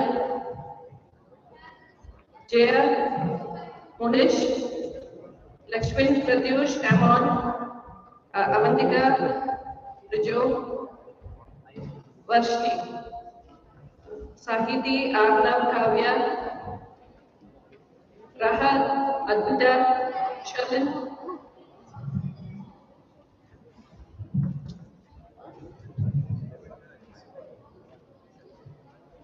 Sahiti,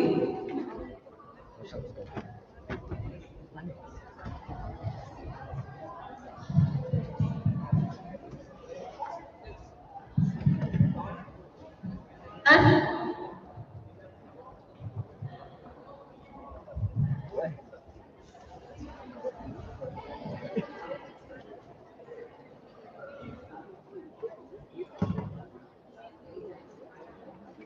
8th graders, please come back. Noel, Sai, come back.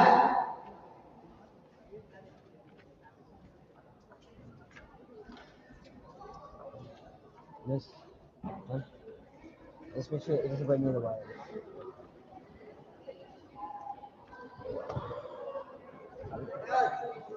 I mean, you two posted for 2 people. Try to see some.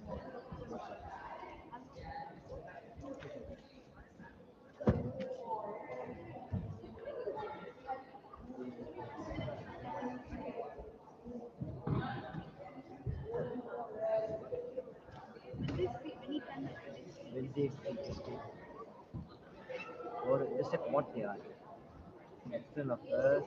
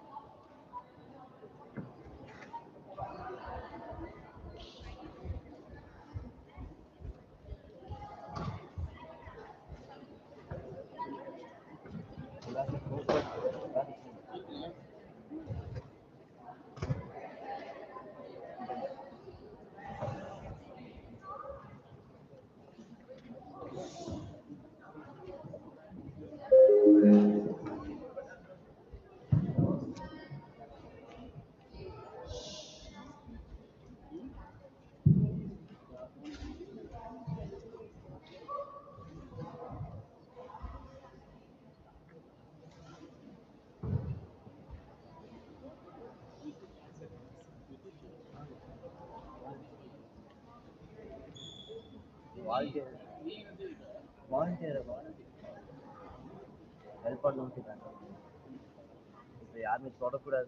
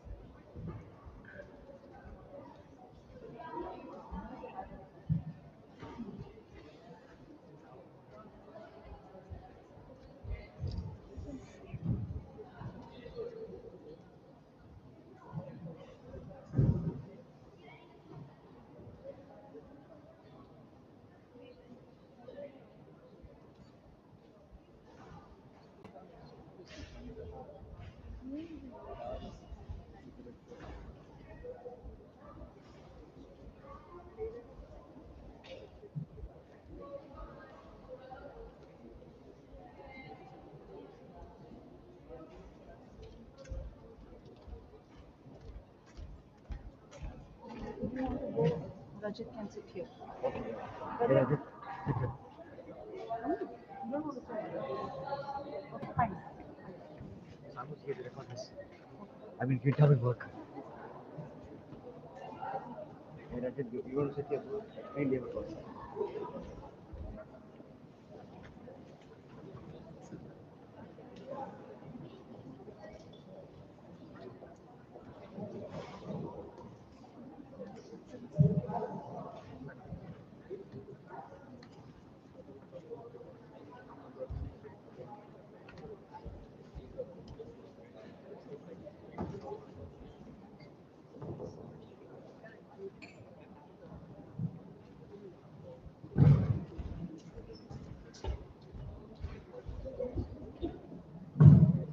Good afternoon once again.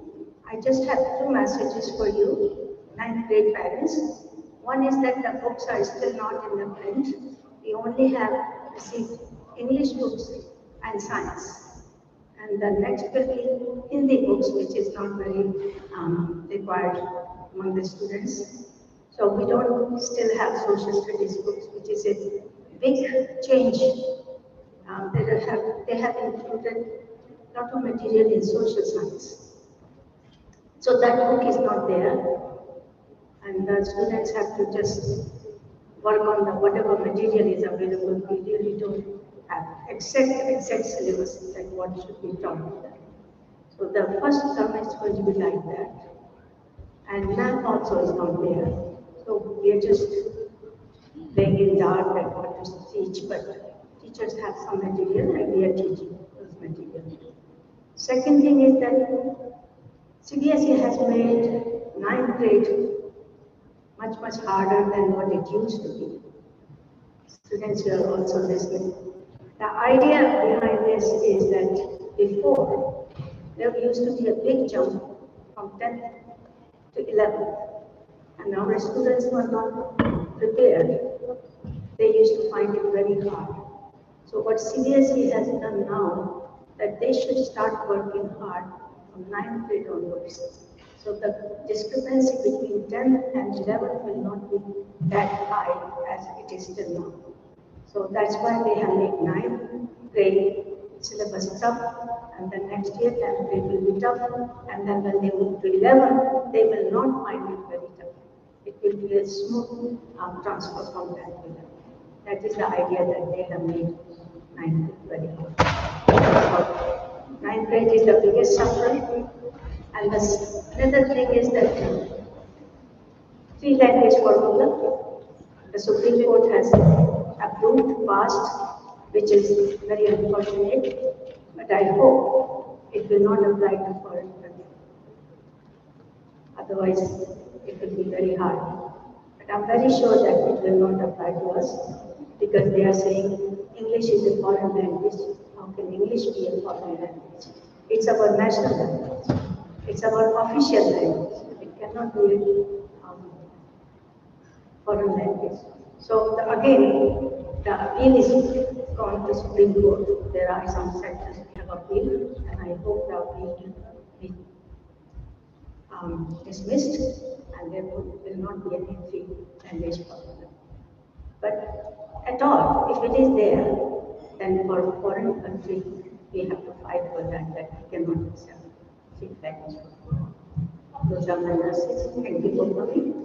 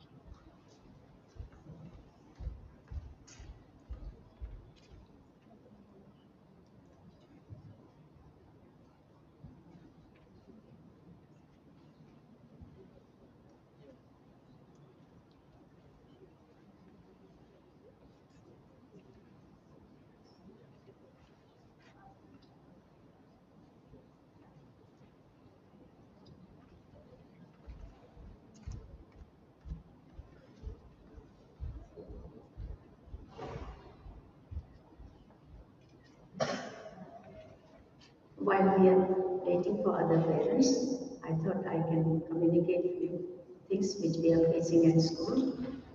One thing is that many of the students are not submitting their assignments on time.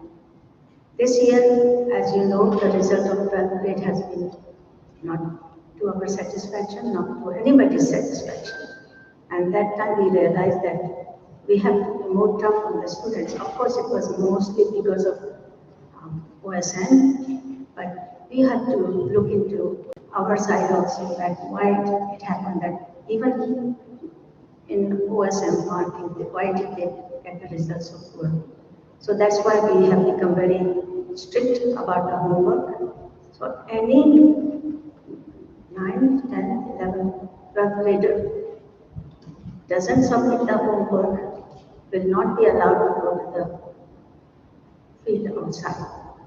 What happens, the minute teacher is late for 1 minute, they all run to the field.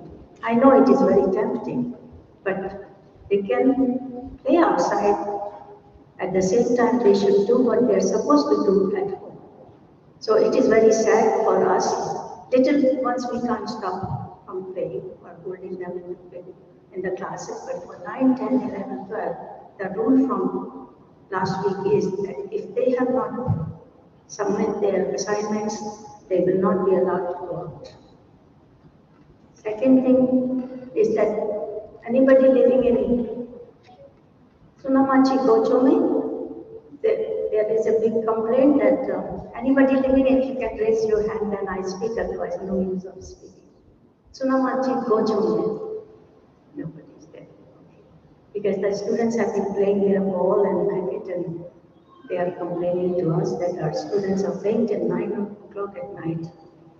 Don't do that. Also, our 9th grader, 10th grader, 11th grader, 12th graders are rushing on the bike. That is another complaint, so students don't rush. Parents, please talk to them that we are in a foreign country and we have to behave like a foreigner, like a guest, not like our own country. You can do anything, but at least while we are living in a different country, we should present ourselves, present our country in a better way, not to get the complaints all the time. We are just waiting for other parents to join us, but talking to you will be starting soon. And now that I know that 10, 11, 12 graders are here, most parents are just pushing them for science, science, science. Other day we called 11th graders. Many of them have opted for science. And according to the teachers, they don't have the caliber for following science subjects. So we are wondering if the parents are forcing them to take science. Please, science is not everything in life. That's why we are promoting that they should have some political awareness. Political matters, they should know how the countries are running, how the finance world is running. And that is why we want to create that interest in our students, that don't just think of science, science, science. You can be the leader, you can be the prime minister, you can be the president. So that to give that awareness, we are holding this kind of argument. You can see, because of this awareness among the public, that we could change CBSE and force them to get this chance of showing the scanned copy or re-evaluation. This was all because of the media. So that's why we prepare these leaders. So for leaders, they will raise their voice and change the world. Not world, but at least you will change India, whatever things which we don't want in our country should improve. And you will be the leaders to do that. Right? So don't think of science, science, everybody is not going to do science and research. We need some leaders in the country also. Thank you very much. Now, start. Thank you, ma'am. And as the commerce teacher, I really appreciate that of saying it. Parents, please, your child, if they are interested in commerce, commerce is also equally important, like how science is. We are growing, and there are n number of opportunities for students who study commerce. If you have, we are always there, teachers, to have a one-on-one with you so that we can let you know what career opportunities does commerce have. Thank you. I take this opportunity to request our beloved principal, Mr. Ralph Lobo, to address the gathering.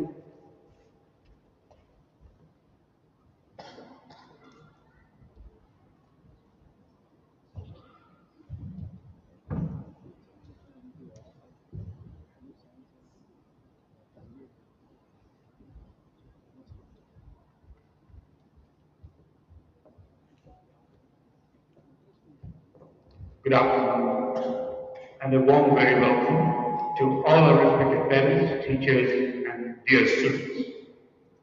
It gives me great pleasure to welcome you to today's Youth Parliament program. Your presence here reflects your support for the overall development of our students. In today's world, much emphasis is placed on careers in engineering and medicine. While these professions are important, it is equally important to recognize and nurture the unique talents of every child. Programs such as this provide students with opportunities to discover their strengths in communication, leadership, governance, law, and many other fields. You have known your children at home. They are all reading the book. You have seen their results. They are doing really well and all that. But you have not seen them performing something different from their regular day. So today you are going to witness your students who are going to be ministers, opposition leaders, and they are going to talk, implement bills, something different. So I hope you're going to have an enjoyable time and also see your children perform the best. And then you carry home so much more which you have not seen them practically. So I congratulate all the participants for their hard work and dedication, and thank our teachers and parents for their continued support. I wish all our students the very best. Thank you and enjoy the program.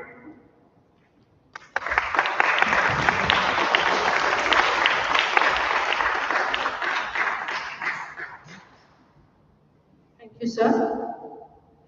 It gives me immense pleasure to welcome you all to the Youth Parliament session in which grade 10, 11 and 12 will be participating today. A platform where young minds transform into thoughtful leaders, responsible citizens and confident decision makers. Without much further ado, let's start the session.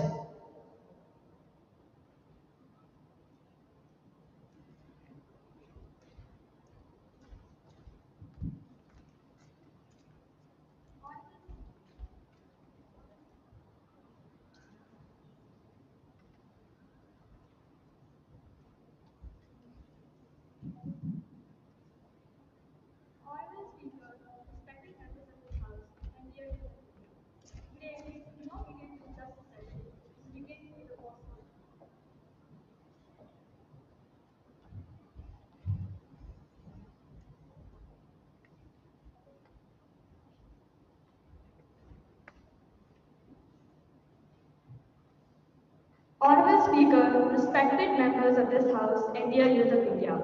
Today, we do not begin with just a session, we begin with a possibility. Before me lies a blank sheet of paper and pen. This is not just a paper, it represents the future of our nation. What is written upon it will not be decided by one voice, but by the collective wisdom, courage, and responsibility of India's youth. As we gather in this temple of democracy, I would like to extend my heartfelt namaskar to all present here to witness this Youth Parliament in action. And as we begin, let us remember a simple guiding thought from our culture. Soch achhi hogi to bhavishya bhi acha hoga. If our thoughts are good, our future will be good. Today, let us ensure that what is written on this page is not just words. It is this vision for a stronger, wiser, and more responsible India. Thank you.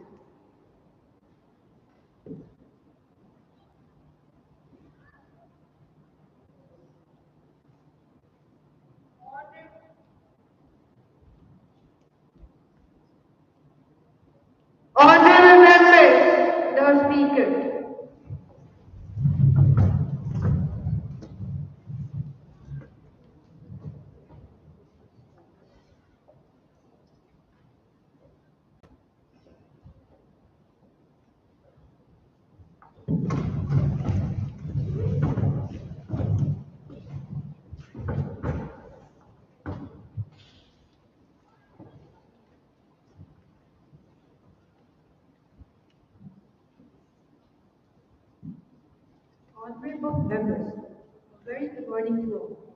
I welcome you all to the Youth Parliament session. I hope the session will be fruitful.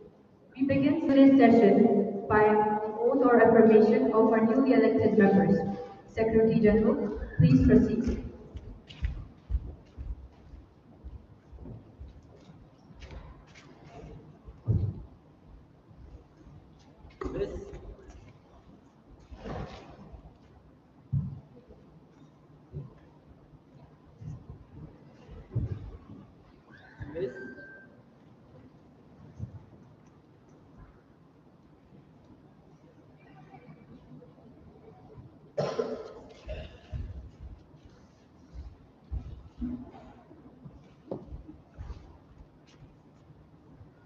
Ms. Yamuna, who stands elected for the North Goa constituency of Goa, will now take her oath or affirmation.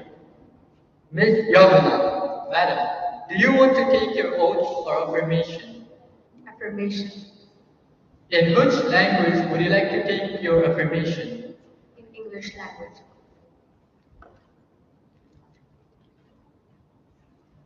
I, Yamuna, do solemnly affirm that I will bear true faith and allegiance to the Constitution of India by law as established, that I will uphold the sovereignty and integrity of India, and that I will faithfully discharge the duty upon which I am about to enter. Thank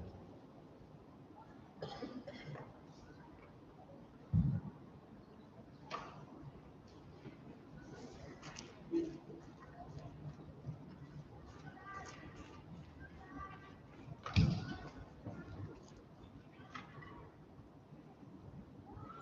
Ms. Shraddha, who stands elected for the Mysore constituency of Karnataka, will now take her oath or affirmation.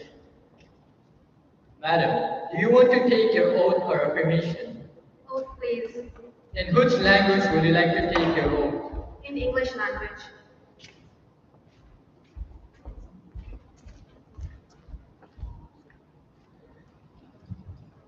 I solemnly swear in the name of God that I will bear true faith and loyalty towards the Indian Constitution. I pledge to protect the sovereignty, unity, and integrity of India and to serve the people with dedication, fairness, and respect. I ensure to perform every duty assigned to me with sincerity and responsibility, putting the interests of the nation above personal gain. I promise to respect the rights of every citizen, work towards justice and equality, promote the peace, justice, and prosperity of our country, and that I will faithfully discharge the duty upon which I am about to enter.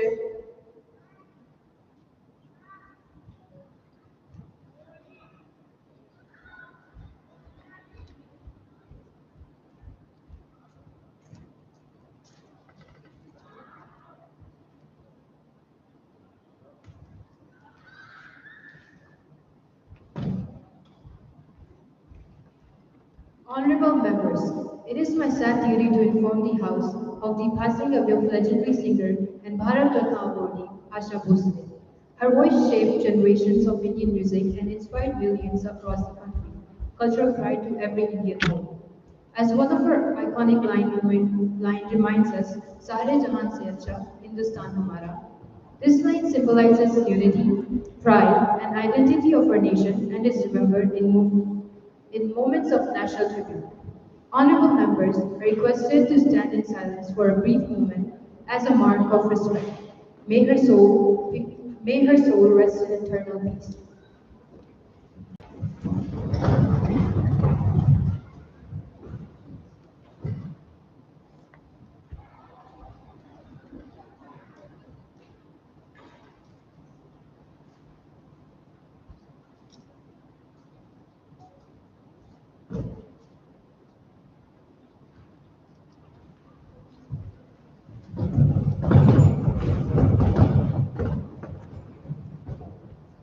Now, the Honorable Prime Minister will make her statement.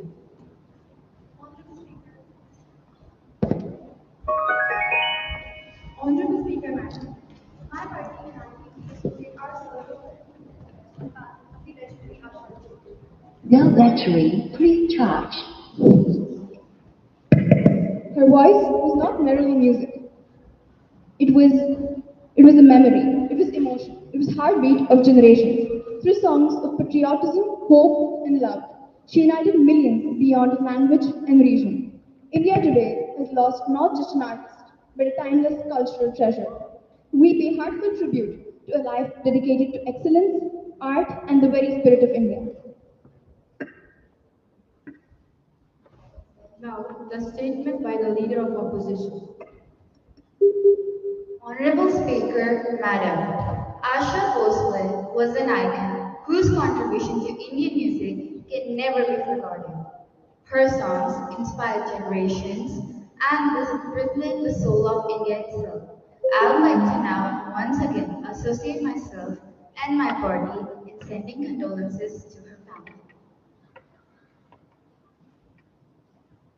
The Secretary General may convey the message of condolences to the bereaved family. Prime Minister to introduce the new ministers.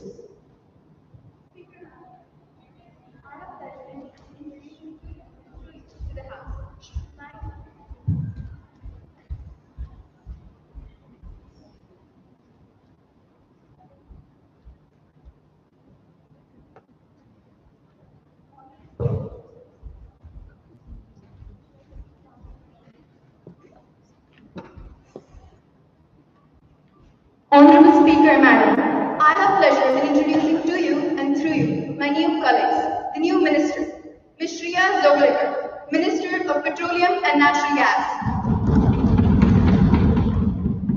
Ms. Alan Rihanna, Minister of Education,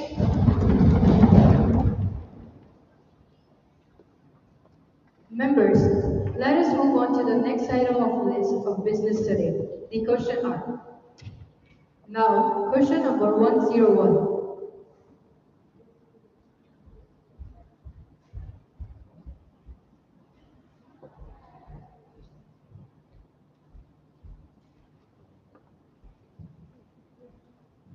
Honorable Speaker, Madam, the Honorable Minister of Education has promised to spend 6% of India's GDP under NEP 2020. However, India spends just 2.9% of this money. The facts are clear. Over 43% of government schools with working computers, no working computers, over 1.5 lakh schools with no electricity, and over 66 lakh children have dropped out of school in the last 5 years. These are the real numbers. This is where India stands today. Therefore, I would like to ask the Honorable Minister of Education the following questions. How does the government justify aggressively promoting AI-driven education when a large section of students still remain excluded from basic digital infrastructure? B, what safeguards has the government introduced to ensure that overdependence on AI does not hinder creativity, critical thinking, independent learning, and the role of teachers in shaping young minds? C, AI is already disrupting jobs. The ICR study found that 65% of companies have reduced their hiring after adopting AI. What measures are the government taking to ensure that students will go into fields where human skills are still fundamental and to prepare them to work with AI, not be replaced by it? I quote, AI should be a tool for the students' for students' hand, not a substitute for the student's mind.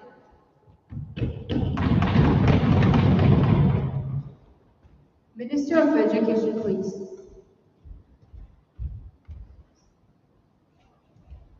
Honorable Speaker, Madam, I thank the Honorable Member for these important questions. India today has surpassed 950 million internet users. Diksha serves 27.5 crore school children.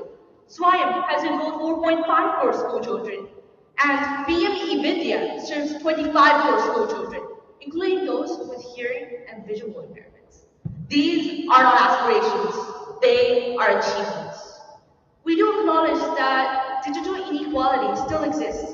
Bharat's rural connectivity targets still remain a work in progress, but the government is actively trying to address this issue with the new National Broadband Mission 2.0, with the goal of spreading high-speed connectivity to 2.7 lakh villages by 2030.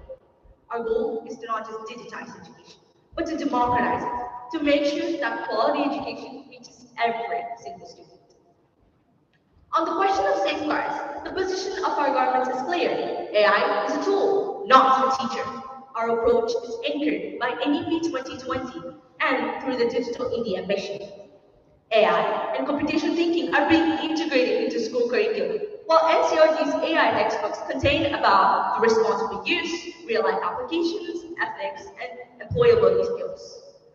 The students are aimed to help think critically about technology, not depend on it. Teachers will remain central to this process through various programs like NISHNA and collaborations with prestigious universities like IIT Madras. The mentors are being helped to guide their students in the responsible and effective use of AI. On the question of job employment, the government acknowledges that AI will transform the job market. That is why we are investing in AI education, vocational training, and other emerging technologies.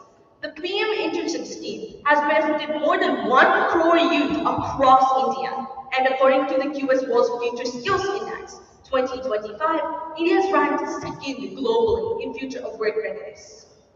We are building the innovators that will transform the globe and lead India into development by 2047. I quote, if technology becomes advanced, but students become disconnected, emotionally distraught, then education has not evolved, it has lost its purpose. Indian students will not fear artificial intelligence. They will learn to harness it as a tool for innovation and progress. Thank you, Honorable Speaker, Madam. Supplementary question from the opposition. Honorable Speaker, ma'am. The Honorable Minister speaks proudly about India's digital growth, but families and teachers across the country are also witnessing its worrying side effects. Children today are spending more time online and on screens than ever before. According to a survey conducted by UNICEF, across 30 countries, more than 1 in 3 young people have been victims of cyberbullying, whereas 1 in 5 reported that they skipped school because of cyberbullying and other related incidents. Incidents such as online addiction, reduced attention spans, and exposure to disturbing visual content are rapidly increasing at an alarming pace. Additionally, AI and other digital platforms also has been rapidly common among students and young people. And many people using these platforms do not know the risks that it possesses, such as misuse, misinformation, and other data theft related reasons. Across the world, schools and governments have started to realize that excessive dependence on technology can replace real human interaction. And also it can affect the emotional and social well-being of the child. So, I would like to ask the government a few questions.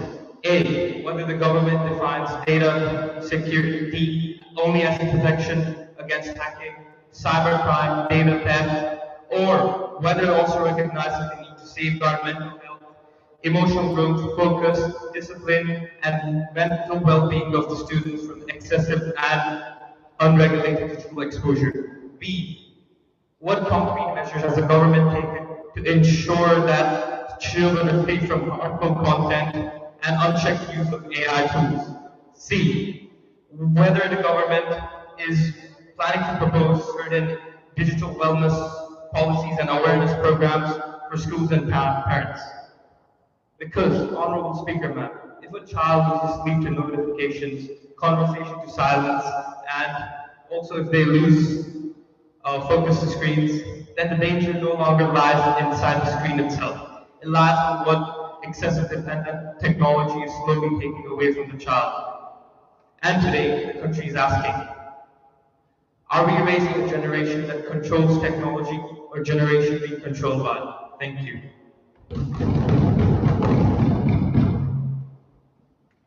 Minister of Education, please.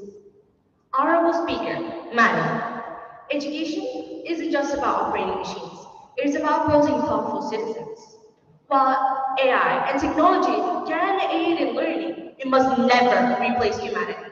That is why we, the government, under the National Education Policy 2020, are building a balanced model that prioritizes inquiry, mentorship, education, sports, as well as innovation and arts. Teachers will remain the heart of the classroom because no AI can replace human empathy and moral guidance.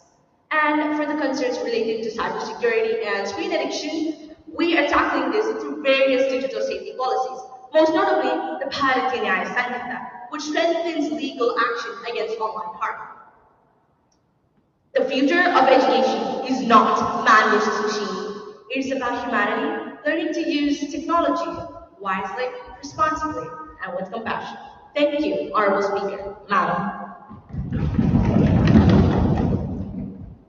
Now, question number 102.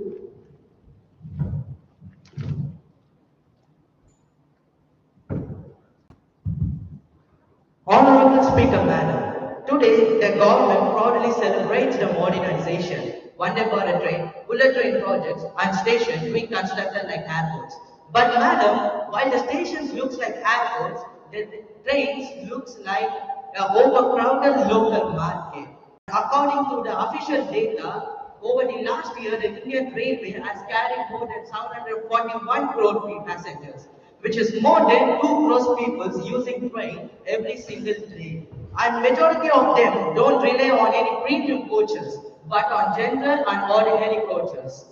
Yet, with the rapid modernization, these compartments are vanishing rapidly. Students, workers, and poor family members are forced to sit near the toilets or stand for 10 to 12 hours of journey in an unbearable crowd. And what about the safety, madam? The Indian railway network system is around 70,000 route kilometers. And the Kavach anti-collision safety system is successfully implemented for just 2,200 kilometers, which is barely 3% of the entire system. And also, the government proudly says that the passengers can change the boarding station 30 minutes before the departure digitally. But what is the use of changing the boarding station 30 minutes before the departure when the train it says around 3 hours later? Therefore, through you, I would like to ask the Honorable Minister, why is the government trying to build a premium image or and corporate expansion over passenger safety and a dignified seat? And by what exact timeline will the government ensure enough coaches for people to travel during the festival rushes? If the government can launch new premium trains every few weeks, why can it not ensure a safe journey and a dignified seat? So, safety and service first, publicity later. Thank you, madam. Minister of Railways, please. Honorable Speaker, ma'am. I believe the opposition member has made excellent points. However, let's look at the whole picture instead of focusing on a few minor details. First, Indian Railways carries over 2 crore people every single day. And this is precisely why the need for modernization is a necessity. The Vande Bharat Express is a key example on how we are doing just that. We are ensuring people get to their destinations on time, safely, and comfortably. Now first, with the regard of overcrowding, the opposition member portrays this as neglect. However, this is far from the truth. This highlights the increasing demand for our facilities, and as such, we are ensuring that people get to their stations on time by adding extra coaches to trains and implementing special trains during rush hours to ensure that more people can get to their desired location. Second, with railway safety. Yes, the Kavach safety system is currently being expanded, but let this House note that safety systems are not implemented over 68,000 kilometers of rail tracks overnight. What matters most now is that India has an indigenous and scalable solution, which we do. And third, with regards to passenger safety, the Railway Protection Agency, along with increased CCTV surveillance and women-focused initiatives like Nari Sahili, are not just mere announcements. They are active, concrete measures on the ground to ensure the safety of all passengers. Honorable Speaker, now, the question at hand isn't whether we choose between speed and safety. The question is whether we have the vision to do both. And I, as the Railway Minister, says yes. Thank you very much.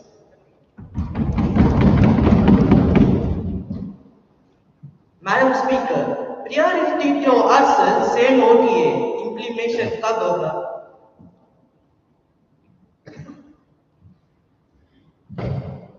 Now, question number 103. Honorable Speaker, Madam, India today faces challenges not only at its borders, but also at the homes, the kitchens, and the phones of every ordinary citizen. As it is rightly said, Sabka Saath, Sabka Vikas, but Suraksha Bina, yeh sab hai bekar. Honorable Speaker, Madam, this government talks about a digital India. This government talks about a Viksit Bharat. But what kind of Viksit Bharat? Where a mother must buy LPG for 1,000 rupees, but a criminal can buy her personal data for just 12,500 rupees. Honorable Speaker, Madam, let us now talk about cybersecurity. In the years 2021 to mid-2025, there have been 2.2 million cybersecurity incidents. That is not just a number. That is 2.2 million families that have been affected, 2.2 million violations, and 2.2 million failures of this government. And attacks, it is 3,000 every single day. Honorable Speaker, Madam, I'd now like to question the Minister of Home Affairs. Where were you in May 2024? In May 2024, a lone hacker broke into the Telangana police officers' Hawkeye app that was supposed to safeguard the data of multiple Indian citizens. But the hacker was able to walk away with the personal data of more than 2 lakh Indian citizens. Following that, the private complaints of a woman were leaked in the dark web for just 12,500 rupees. Honorable Speaker, Madam, is this what our government's cybersecurity worth? This was not a private company's fault. This was a police act. If the very guardians of law cannot safeguard the citizens' data, then who will? Honorable Speaker, Madam, now let us enter the kitchen, the heart of every Indian home. In April 2025, the government hiked the prices of LPG by 50 rupees. The poor adjusted. They said, chalo theek hai. But then came March 2026. In March 2026, the government hiked the price of LPG by 60 rupees. In Patna, Bihar, one of the poorest cities of the poorest states of our country, citizens are now buying LPG gas cans for 950 rupees. That is nearly 1,000 rupees for what? For just one gas cylinder. And while the citizens plead, what did the government do? It left their voice. Honorable Speaker, Madam, the poor are not cooking less, they are simply suffering more. Now, Honorable Speaker, Madam, the questions before this House are simple. I want answers and not deflections, and I do not want statistics dressed up as solutions. Question number 1. Why does India still not have an enforced data protection law with proper penalties for criminals? Question number 2. How long must the Indian citizens wait while their data is being stolen and LPG still remains a luxury? Question number 3. Can the Minister of Home Affairs look a daily wage worker in the eye and explain how they are supposed to afford 1,000 rupee gas cylinder? Honorable Speaker, Madam, the people of India do not want sympathy. They want answers, accountability, and action. And this House will not rest until they get them. Jai Hind. Minister of Home Affairs, please. Honorable Speaker, Madam, the government fully recognizes that modern trends are evolving every day. The government has already blocked lakhs of suspicious SIM cards and mobile devices linked to cyber fraud network. The government understands the burden of rising prices on common people. That is why schemes like Pradhan Mantri Ujjwala Yojana continues to support crores of families with subsidized LPG connections and targeted financial assistance. At the same time, the government is balancing welfare measures with national economic stability, inflation control, and energy security. To strengthen rural income, we are investing in irrigation, storage facilities, digital marketplaces, and better MSP procurement systems. The government is also promoting modern farming techniques, organic farming, and technology-based agriculture to increase productivity and reduce the burden of farmers to depend on middlemen. Please rest assured, as India's security framework is evolving continuously, as threats in the digital age evolve every single day. Thank you, Honorable Speaker.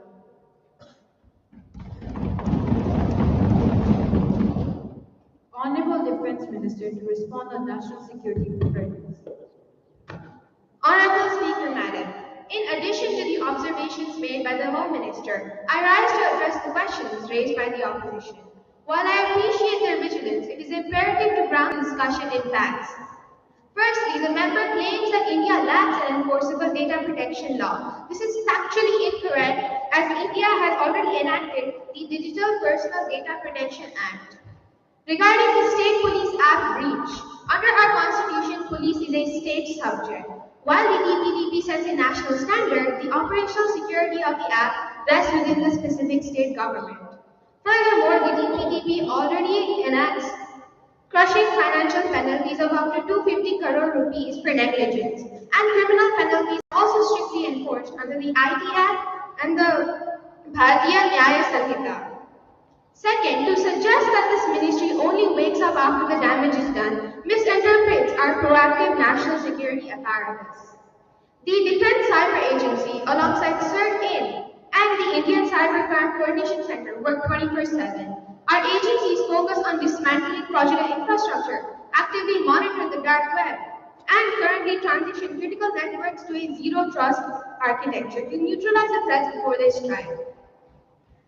Honorable Speaker, Madam, cyber warfare is a complex matter, but India is neither defenseless nor legally unequipped. I urge the opposition in supporting our state governments to enact these robust central frameworks rather than undermining the efforts of our cyber warriors. Thank you.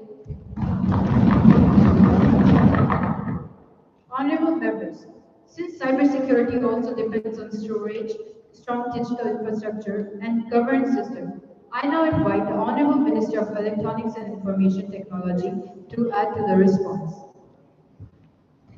Honorable Speaker, Madam, the Ministry of Information Technology and Electronics is continuously strengthening India's digital ecosystem through coordinated cyber defense frameworks and advanced threat detection technology.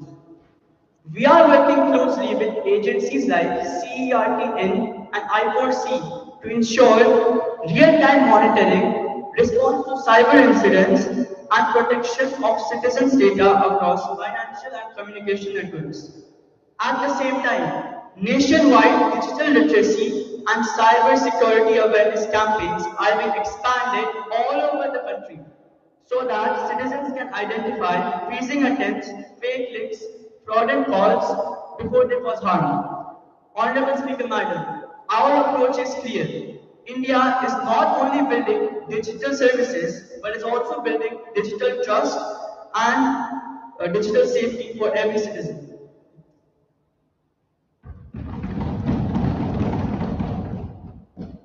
Now, question number 104. Honorable Speaker, LPG prices are no longer just an economic they're no longer just an economic indicator. They're a direct burden on every household budget. Affordable cooking fuel is a basic necessity. Yet the prices for domestic fuel have risen between 912 and 965 rupees, and commercial LPG cylinders between 3024 and 3237 rupees across the major metros. While the physical access to government connections has improved drastically, the actual economic viability has collapsed. And national data reveals that only up to 5.5 crore people were able to afford LPG refills in the last fiscal year. Honorable Speaker, Madam, you cannot call it empowerment if the same empowerment becomes more expensive as the months pass by. Therefore, will the Minister please to state A, the exact number of retail price revisions applied on LPG cylinders in the past fiscal year, given the immense financial pressure on small enterprises, and B, or the fiscal mechanism and structural relief packages deployed by the ministry to protect and safeguard the small consumers and enterprises from volatile international fuel shocks. Thank you. Minister of Petroleum and Natural Gas, please. Honorable Speaker, Madam, domestic LPG prices are heavily influenced by international benchmarks such as Saudi CP and foreign market fluctuations, as most of the LPG procured by the country is through imports. As per the question, the latest data available of the financial year of 2025 to 2026, the domestic LPG cylinder price increased once, that to by rupees 60. The non-subsidized price in major cities being rupees 930 to rupees 939. And for the commercial cylinders, the price increased and decreased 6 times. As for the structural measures, under the Pradhan Mantri Ujjwal Yojana, over 10 crores of LPG cylinder connections have been made for eligible households.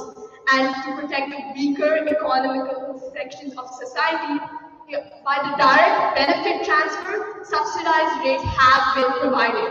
And for commercial cylinders, O&M compensations have been provided to state-owned oil companies, allowing the government to directly absorb the price hikes. Honorable Speaker, Madam, despite the global volatility in the energy markets, India has remained stable for LPG and will remain stable for the supply as the government continues to monitor uninterrupted access. Thank you. Now, question number 106. 105. Honorable Speaker, Madam, students today are not only competing with each other, they're battling stress, anxiety, fear, and overwhelming pressure every single day. Nowadays, many students have started to believe that if they fail one examination, they have failed in life itself. Behind every ranking and examination result is a student carrying expectations that can sometimes be unbearable. Respected members of this House, success should never come at the cost of the student's mental peace and emotional well-being. No student should ever feel that their worth is being determined by a single mark sheet or an examination result. While coaching institutions claim to guide students towards success, many have turned competition into a business driven by fear and unrealistic expectations. Students are being pushed beyond their emotional limits to compete in the constant race to stay ahead. Therefore, I ask the Honorable Minister, when will the government take stricter action against coaching institutions that exploit students both emotionally and commercially and ensure stronger mental health support systems for students across the country? Because students need support and guidance, not constant pressure. They need an environment where they can grow in confidence, not fear. And if the youth of this nation are silently suffering behind all of their achievements, then this House must ask itself, can we really call that progress? Thank you very much. Minister of Youth Affairs and Sports, please. Honorable Speaker, Madam, I would like to thank the Honorable Member for raising this important issue. The fear created by the coaching centers must stop, and no student must be judged fully by marks. Speaker, Madam, the government is taking strict action. We are enforcing strict guidelines on coaching centers, and they are not allowed to make false promises or pressurize students to their fear-based advertisements. We are also expanding Manodarpan to provide 24/7 student counseling support to students across the country. Speaker, Madam, the government is fully committed to creating an environment of confidence, not fear. We are here to protect the future of our students and our nation. Thank you. Now, question number 106.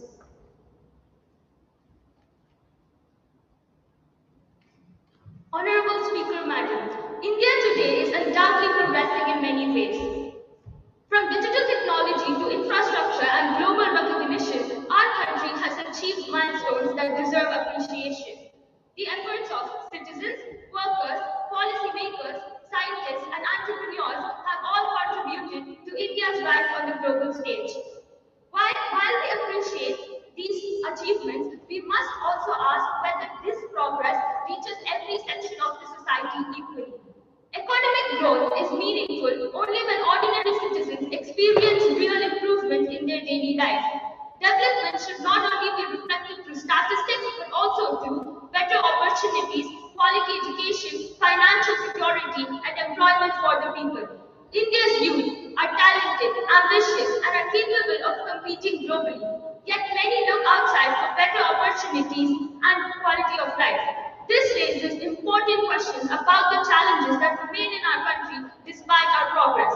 Similarly, large investments in infrastructure and development raise hope for a better future.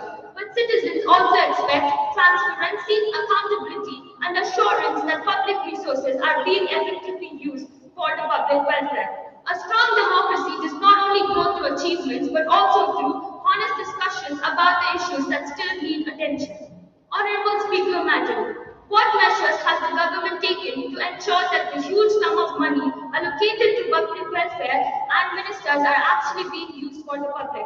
Does the government guarantee that every single rupee allocated to public welfare is being used for the public without corruption or inefficiency? What measures has the government taken to ensure that the Indian youth are encouraged to build their future here? Thank you, Honorable Speaker Madam. Minister of Finance, please.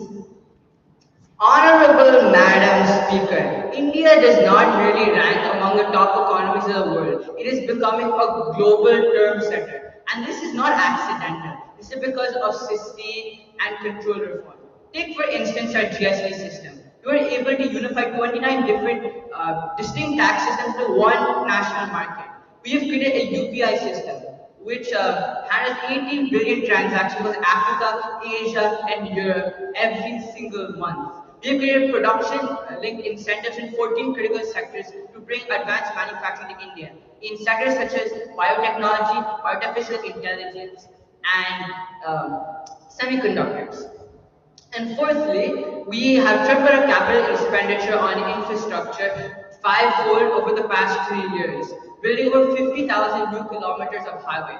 The results are quite clear. We've become the world's largest exporter of generic medicine. We have increased our defense production tenfold over the past 10 years, and we've become one of the few countries which land at the south pole of the moon. Honorable Speaker Madam, many years ago, India was simply seen as a consumption market where no new profit could be generated by industry or innovation. But that is not the case anymore. With every rupee we have spent and every policy we have made, we have sought to change this characterization.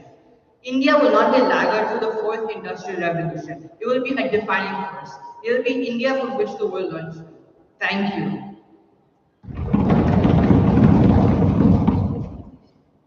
I kindly request the Prime Minister to respond. Thank you, Honourable Speaker Madam. India today is not standing at the edge of transformation. We are leading it. We have become one of the world's major economies, having helped 250 million people out of multidimensional poverty. Honourable Minister raises concerns about corruption. Yes, we do agree that this was a problem that existed. But our government, through absolute digital transparency, has ensured that this culture of corruption and middlemen will be destroyed. Via the direct benefit transfer system, over 38 lakh crore rupees have securely landed instantly where they belong. For our youth, the IITs, IIMS, AIIMS, and modern scale universities are being expanded. For our small entrepreneurs, we have been introducing yojnas like the Mudra Yojana. The Mudra Yojana has powered 43 crore small entrepreneurs. Let us not forget that these small entrepreneurships are what form the backbone of our economy. India's rise is civilizational. We are building a self-reliant, confident nation.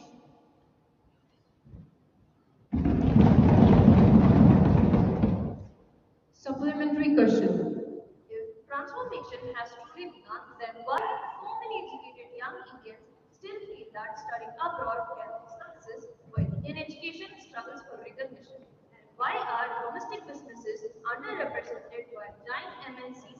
concrete, billboards, markets, and consumer culture. Today, validation is the path many young people choose to follow for better career over passion. Thank you. Minister of Commerce and Industry, please.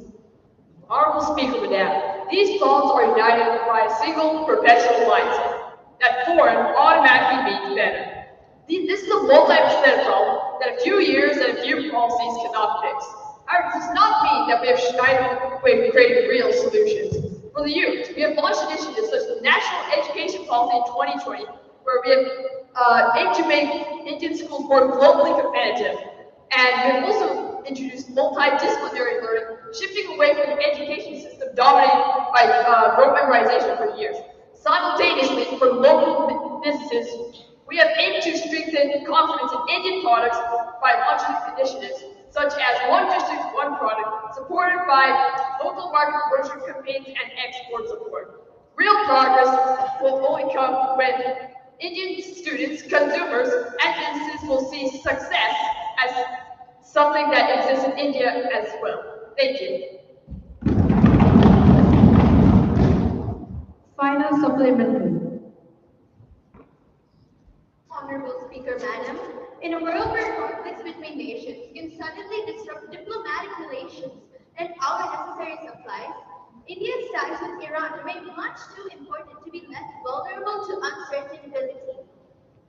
In the view of the conflict between Iran and USA, exactly what measures is the government planning to take in order to protect our strategic relationship with Iran, and also our oil supplies from Iran are suddenly cut off? So how are we going to ensure energy security for the entire country? Thank you. Minister of External Affairs, please. Honorable Speaker, Madam, India's foreign policy has always been guided by balance, foresight, and strategic autonomy. In a world where conflicts can suddenly disrupt global supplies, India does not depend on one nation or one region for its energy security. That is why the government has focused on diversifying the energy sources, building strategic reserves, and strengthening the partnerships across the world. Regarding Iran, India shares a deep and long-standing bond ties with Iran based on mutual respect and cooperation. However, Honorable Speaker, Madam, India's diplomacy isn't about choosing sides in global conflicts, it's about protecting national interests while maintaining balanced relations with all. Honorable Speaker, Madam, we continue to engage with Iran through dialogue and cooperation while also ensuring that alternative supply channels keep India's energy needs secure. Honorable Speaker, Madam, India does not react to uncertainty, India prepares for it, and that is why even in the times of global conflicts, India remains stable, secure, and self-reliant. Thank you. Follow-up question, please. Honorable Speaker, Madam, the government has clearly stated that it prepares for uncertainty and also it maintains a balanced relationship with all. But what if our oil supplies from Iran once again get disrupted without any warning? And what if our relationship with Iran gets worse? What exactly concrete plan is in place in order to ensure that our oil supplies are not cut off and we can ensure a sudden, prevent a sudden spike in fuel prices? And how are we going to protect the common citizen from economic impact? Thank you. Minister of External Affairs, please. Honorable Speaker, Madam, the government's preparedness isn't theoretical, it's practical and structured. In case of any sudden disruption, India relies on strategic petroleum reserves, diversified import partners, and long-term supply agreements to stabilize availability. At the same time, coordinated actions between ministries ensure the price shocks are controlled and the burden on citizens is minimized. Energy security isn't managed in crisis, it is secured in advance. And that is exactly why India remains protected even when the global supply chain faces uncertainty. Thank you. Now, question number 107. Honorable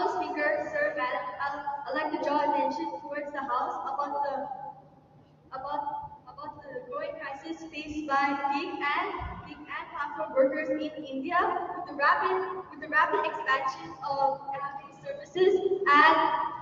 services and digital platforms. Over 1 million people are in India are employed as, for example, delivery partners.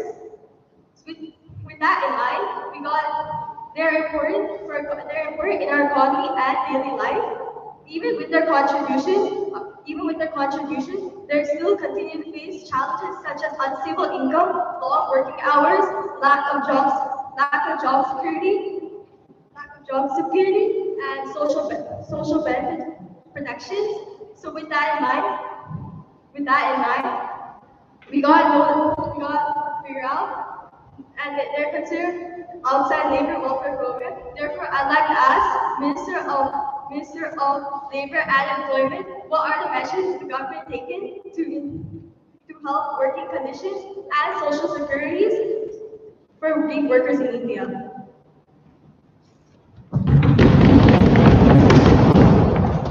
Minister of Labor and Employment, please. Honorable Speaker, Madam, I thank the respected member for raising this important issue. The government recognizes the important role played by the gig and platform workers in India's rapidly growing economy.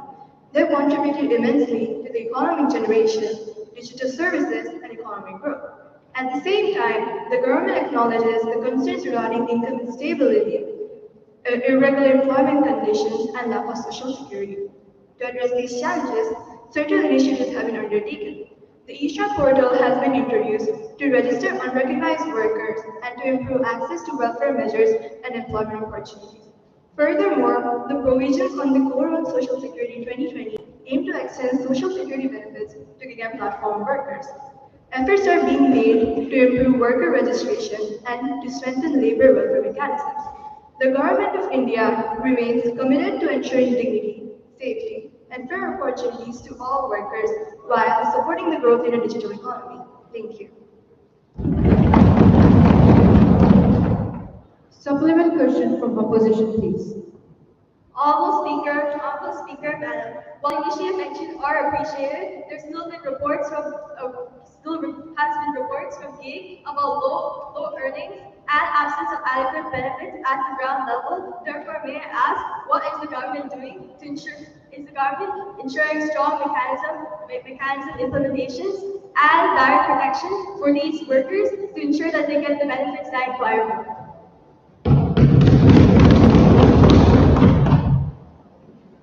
Minister of Labor and Employment, please.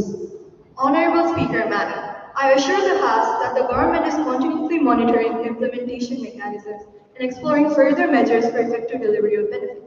Worker registration, awareness programs, and coordination with the digital economy is being strengthened for better outreach and protection.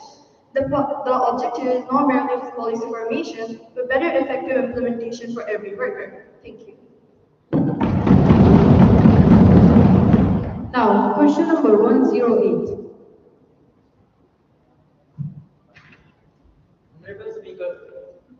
Honorable Speaker, Madam, while the government talks about environmental commitment, the ground reality tells a different story. Delhi AQI regularly reaches 400. The summer of 2024, we recorded the longest heat stroke, and millions have been affected by the floods in states of Assam, Arunachal Pradesh, Uttarakhand, and etc. Promises have been made, but implementation takes effort. Deadlines have been passed, and people are the ones suffering. The government has no action, not even a response. Therefore, I demand the minister to address the people. Why has air pollution worsened in cities when there are years of so-called government schemes being implemented? When will citizens see measurable improvement? Number of lives and livelihoods that were lost in the recent natural disasters in India, and if remedies and compensation has been provided, is the government able to give a Give a transparent and time-bound report on all the casualties. Why has forest cover being diluted and in endangered areas? We need answers. Thank you. Minister of Environment, please. Honorable Speaker Madam, thank you for your question. The changes in the environment are mind-boggling, and we know people are worried. For your first question about air pollution, yes, it is a problem in many cities, but slowly things are improving. Under the National Clean Air Program, 131 cities are working to reduce pollution. More than 40 cities have already cut down the pollution rate by 20%, and we will share the report soon. For your second question about the climate disasters, I know floods and heat waves have hurt many families. Last year, over 2 lakh families got help from the government and their national disaster relief funds. We are also setting up better warning systems so people can be safer next time. For your third question about accountability, we are not hiding anything. All our climate reports are online for everyone to see. We will also give a clear report in the parliament soon. For your fourth question about forest and clearance, India's forest cover has actually increased a bit in the last 3 years. Before my project starts in sensitive areas, it must pass a full environment check and public hearing. We cannot allow damage without fixing it. Honorable Speaker Madam, our promise is simple. We will protect the environment and be honest about our work. Thank you. Now, question number 109. Honorable Speaker Madam, I rise today to sound the alarm of the catastrophic failure of leadership. While the Honorable Minister of Science and Technology indulges in delusional compliance, artificial intelligence is staring through our education, governance, and employment like an unchecked wildfire. The ministry is passively at the wheel while the digital crisis ravages the nation. We are witnessing an unprecedented onslaught, an epidemic of deepfakes ruining lives, corporate greed using automation to butcher livelihoods, and absolute streamlining of citizens' data privacy. This is not a future risk. This is present danger, and the government's foolishness has crossed its way into criminal negligence. I demand that the government stop hiding behind theoretical jargon and answer me directly. Firstly, why does India remain completely weaponless, operating a total legal vacuum without a single punitive regulatory framework? Second, what steps and measures is the government taking to salvage the millions of lives eradicated by automation, or does the ministry simply not care? Thirdly, when will India stop acting like a technological colony and start enforcing unyielding, non-negotiable ethical standards?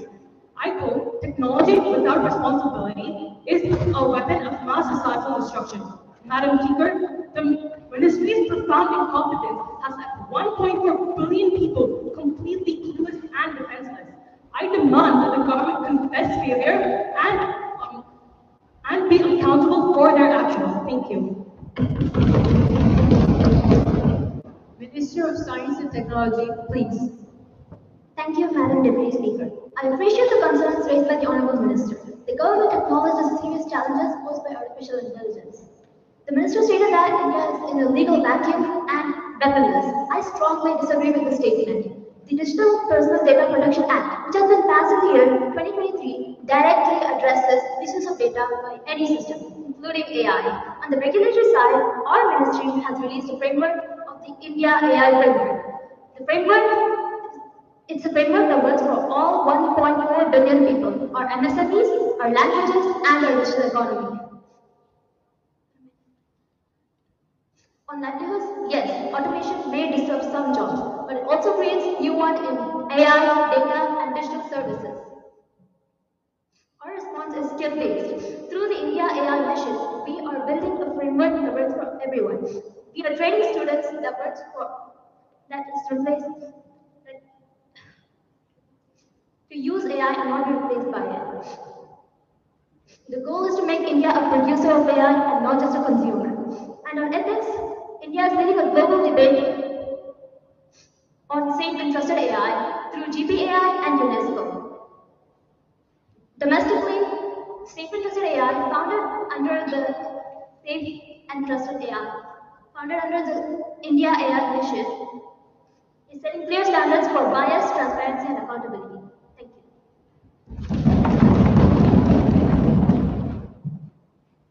Question number 110. Honorable Speaker, Madam. Honorable Speaker, Madam. Today, your face is your boarding pass, your fingerprint is your identity, and the plane you sit on is flown by software. Now then, what happens when that software is attacked? We have 34 passengers in the sky every single year, Honorable Speaker, Madam.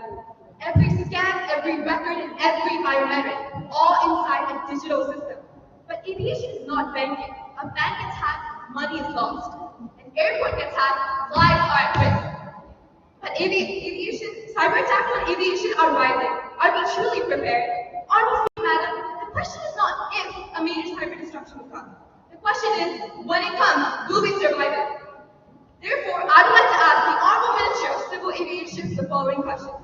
A. What concrete steps is the ministry taking to strengthen cybersecurity in civil aviation systems and airport operations? B. How is passenger data, including identity, biometrics, and travel records, being protected in this highly digitized system? C. What emergency mechanisms exist if there is a major large-scale cyber disruption system failure in aviation infrastructure? Thank you, Honorable Speaker, Madam. Honorable Minister of Civil Aviation, first. Honorable Speaker, Madam. India's civil aviation sector is one of the world's fastest growing aviation markets. And in this, digital integration has played a key role. Today, in systems like DigiYatra, e-ticketing services, automated baggage handling, and air traffic management have improved efficiency and travel experience. At the same time, the government recognizes that aviation is a crucial infrastructure and demands utmost protection. And therefore, today, all aviation digital systems are being governed by a strict set of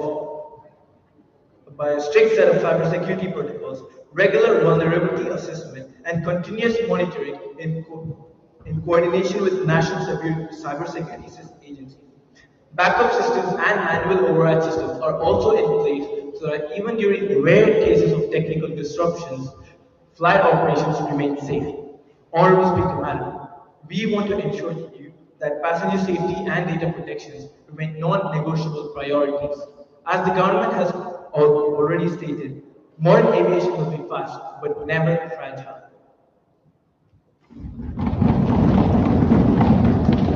Supplementary question from opposition.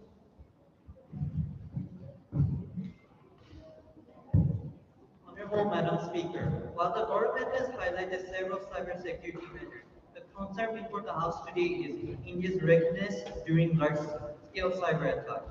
India is witnessing a continuous rise in the cyber threats, including critical infrastructure such as transportation and communication infrastructure. Therefore, I would like to ask the Honorable Minister whether India's aviation infrastructure is fully equipped to handle the large-scale coordinated attack in real time without compromising operational safety and public confidence. Thank you. Honorable Minister of Civil Aviation. Honorable Speaker, Madam, the honourable member has raised a valid concern regarding large-scale resilience. The Government of India has already built an extensive, multi-layered cybersecurity architecture, redundancy systems, and disaster recovery frameworks for aviation infrastructure. Critical systems are not dependent on a single point of failure, rather they're distributed, backed up, and continuously monitored. Control, coordination, and cooperation between aviation authorities, national security systems, and cybersecurity agencies ensure rapid response in any case of anomaly. Honorable Speaker, Madam, we want to ensure this House that India's civil aviation sector does not only get developed in means of efficiency, but also on resilience, safety, and uninterrupted services under any conditions. Thank you. Honorable members, in a digital era, progress is not measured only by how fast we fly, but how safely we stay connected while flying forward. Honorable members, we shall now begin our discussion on the matters of urgent public importance regarding rising heat waves across India, climate change impact, and its effect on agriculture, water supply, and public health. I now call upon the Honorable Member of the Treasury Bench to initiate. Thank you, Madam Deputy Speaker. I rise today with deep concern because of the rising heat waves across India and also to highlight the growing impact of climate change on our water, on our resources, public health, and most importantly, our economy. Madam Deputy Speaker, across states, we have seen that the seasonal limits of our temperature has crossed the usual limits to a point that now we are facing places where, in fact, Rajasthan is crossing 50 degrees Celsius, and this is actually claimed by WHO that it is a temperature where human survival is merely not possible. It is not healthy. Madam Deputy Speaker, this concern has to be taken seriously. What was once a mere environmental concern that we talked about in our reports or conferences is now becoming a reality. People are struggling and we are seeing consequences everywhere. For example, 40,000 cases of heat strokes have been noticed in the past month itself in our hospitals. That being said, consequences are severe. The statistics that I'm throwing here, by the way, are not just numbers. There is a human story behind each and every one of them. There is a farmer sitting there wondering how his one whole year of hard work disappeared overnight because of the extreme heat. There is a child wondering how difficult it is to walk to school because he's afraid that he's going to faint due to the extreme heat. And finally, there are those construction workers that are working in these excruciating environments just to make a living and feed their families. Madam Deputy Speaker, this must change. Consequences are growing. Farmers are witnessing their crops dry up at an extreme rate of level, and we are also noticing groundwater levels decrease at a rapid state. Now, what does this do? It increases, or rather it decreases our agricultural productivity, which in turn reduces GDP, therefore affects our economy. As groundwater levels rise, the pressure goes onto the reservoirs and the reserves. This in turn causes harm to our aquatic animals, for example. Overall, the climatic conditions will cause harm to each and every one of us. Therefore, I would like to strongly call for the government to enhance or create resilient climate agricultural policies, enhance conservation systems of water and agriculture, and finally, and most importantly, invest in sustainable agricultural methods that will bring about improvement to our vulnerable communities. If farmers don't exist, we, the people sitting here today, do not get food. We don't get food security and our rural livelihoods get affected. Therefore, I urge the Honorable Minister of Environment and Agriculture to address the exact concrete measures taken by them to ensure that there is protection of these vulnerable communities and so that we can stop ourselves from this escalating crisis. Thank you. Thank you, Honorable Member. I now invite the Honorable Minister of State, Ministry of Environment, Climate Change and Agricultural Coordination to respond. Thank you, Madam Deputy Speaker. I sincerely appreciate the concerns raised by the Honorable Member. The government realizes the increasing frequency of heat waves and the global impact of climate changes are no longer environmental concerns, but are national challenges affecting the lives, livelihoods, and the future of millions of Indians. Madam Deputy Speaker, the government has initiated several measures to address this crisis. Heat action plans has been implemented across the nation to reduce heat-related casualties and improve the early warning systems.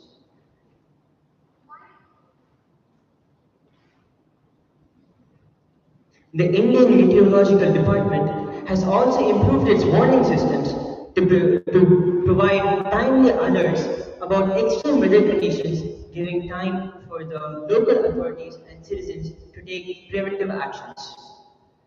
In the agriculture sector, the government is placing special emphasis on promoting climate-resilient crop-yielding varieties, enabling the crops to be capable of withstanding extreme weather conditions and irregular rainfall. The farmers have been convinced to use water-conserving irrigation methods such as drip irrigation and sprinkler system to conserve every drop of water in this water scarcity, in this increasing scarcity of water. The government is also actively investing in soil moisture conservation, groundwater conservation, increasing infrastructure of the irrigation facilities to secure long-term agricultural resilience in our country. Madam Deputy Speaker, we recognize the immense burden faced by those farmers affected by these extreme weather conditions. Therefore, the crop insurance companies are strengthening their schemes to provide faster and more effective support for those affected farmers. Simultaneously, the government is actively coordinating with the local authorities, state authorities, agricultural agencies, and scientific institutions to provide effective and improve the climate and to prevent climate resilience all over the nation. This is no longer an environmental concern, but an issue of public health, environmental sustainability, and a national responsibility. I assure this House that the government will fully be responsible in providing and protecting the citizens, local authorities, and the citizens of India, and provide and will provide a much more safer, better, greener, and a climate resilient India for all the future generations. Thank you. Honorable Member of Opposition to address the question. Thank you, Madam Deputy Speaker. While I appreciate the response of the Honorable Minister, the ground reality still remains concerning. Despite inaction plans and warning systems, many regions still continue to face water shortages and severe crop losses due to this unpredictable weather. This is not just a future concern, but a present emergency which has to be solved right now. I want the government to ensure better policies and faster coordination with the states to improve the quality and the policies for better protection of farmers and vulnerable communities from this growing impact of climate change.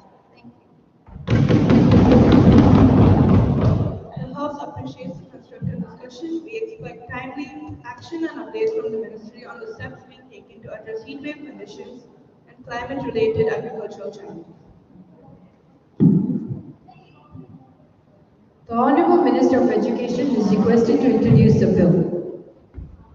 Madam Speaker, I beg for leave to introduce a bill that will further reform and restructure higher education regulatory frameworks across India. The question is that leave be granted to introduce the Viksit Bharat Shiksha Adhistan Bill 2025. Those in favor will say aye. Those against it will say no. I think the ayes have it, the ayes have it, the ayes have it. Leave is granted. Honorable Minister may introduce the bill. Madam Speaker, I introduce the bill.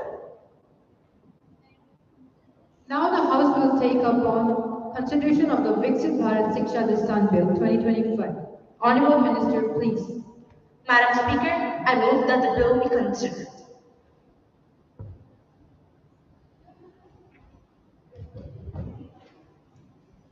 Madam Speaker, this bill is a progressive step taken to improve the quality of higher education in India by reducing the delayed approvals as well as unifying the regulatory bodies. We have the ability to provide students with better opportunities as well as develop the universities of India faster. In 2025, India spent about 1.4 lakh crore rupees in the research and development of quantum tech, fintech, and other social welfare sectors. With global support and encouragement, this will only improve. Additionally, if collaborative initiatives can be established between both public and private institutions, we can impact the youth of this generation to the greatest extent. Thank you.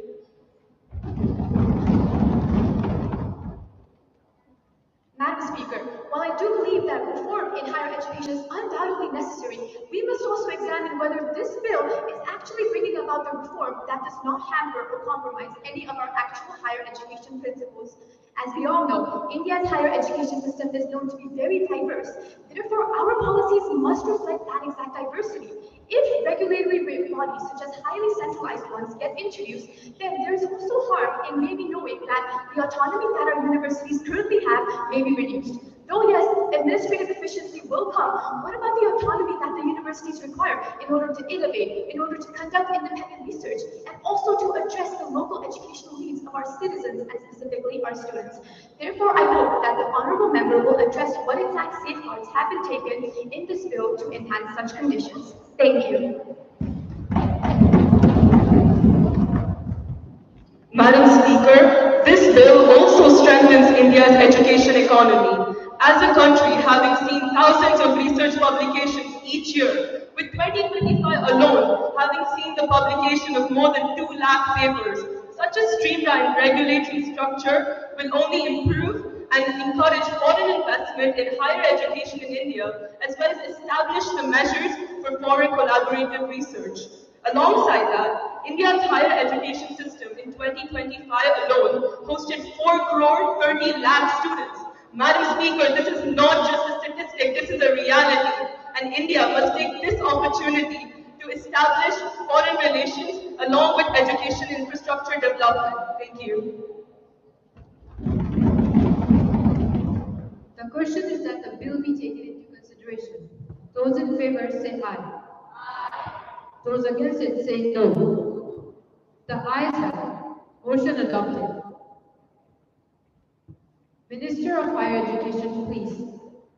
Madam Speaker, India's higher education system till today is burdened by overlapping regulations, delayed approvals, and lack of coordination between multiple bodies such as UGC, AICTE, and NCTE. In a rapidly changing global education landscape, our institution cannot progress with an outdated and fragmented system.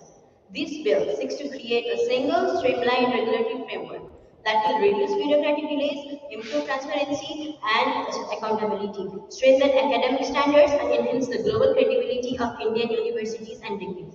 This reform is about making our higher education system more efficient, student-focused, and future-ready for a fixed manner. Madam Speaker, while reform is necessary, this bill raises serious concerns against excessive centralization and reduced university autonomy. The only reason right now India's education system is successful is because it has a diversity of ideas, institutions, and many teaching methods. Even the world's top universities are trusted only because they have academic freedom and not excessive control. If one central authority starts to control everything, then do you not think that innovation will slowly turn into uniformity? Reforms must strengthen universities, not centralize them. Madam Speaker, this bill does not interfere with academic freedom. It only removes duplication and ensures more faster, transparent governance.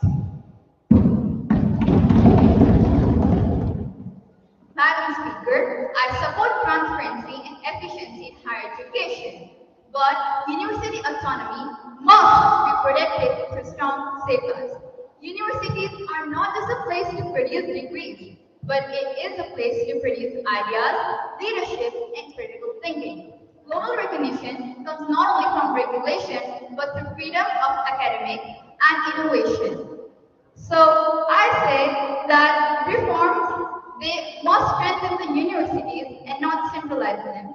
Because actually education goes through a freedom of thought, not fear of regulation. Thank you. Madam Speaker, the government says this bill will simplify education governance, but the real question is simplified for students or for country. Today, universities are already struggling with pressure, lack of independence, and fear of speaking. And now, the government wants one central authority to supervise almost everything. If every university starts thinking the same way, speaking the same way, and functioning the same way, then where will innovation come from? Because education does not grow in an atmosphere of control, it grows in an atmosphere of freedom. And I want to say this clearly. A country becomes stronger only when students are allowed to question some, not when they are trained to remain silent before it. Thank you. Madam Speaker, this bill reflects our commitment to building a globally competitive education system. This bill is not about control. It is about clarity, quality, and confidence in India's higher education system. For decades, universities and students have suffered because of slow approvals and inconsistent standards. A nation aiming for Viksit Bharat 2047 cannot run its education system on such outdated structures. This reform ensures innovation growth, excellence thrives, and each and every deserving student from every corner of India gets his or her own fair chance to rise. Thank you. Now the question is that clause 1 to 5 stand part of the bill. Madam Speaker, I move an amendment to ensure protection of autonomy from university. The question is that clause 6 stands part of the bill. Those who are in favor say aye. Those who are against it say no. I think the noes have it, the noes have it, the noes have it. The motion is negative. Honorable Minister of Education, please. Honorable Speaker, I move that the bill be passed. The motion is that the bill be passed. Those in favor will say aye. Aye. Those against it will say no. I think the ayes have it, the ayes have it, the ayes have it. The motion is adopted. The bill is passed. Honorable members, we have come to the end of today's sitting. Thank you for your cooperation and dignity. The House stands adjourned.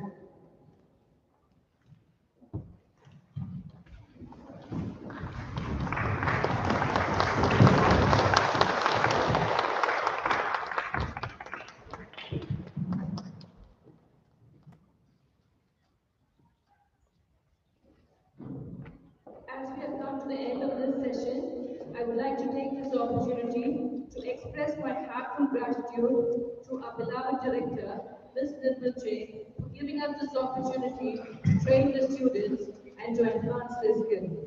I would also like to express our sincere gratitude to our beloved principal, Mr. Ralph Lobo, and other teachers who have stood by us to make this session a great success.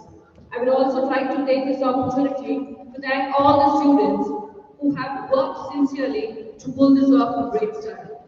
Thank you. Thank you, parents, and patiently listening to the session. I appreciate that, and thank you once again for being here.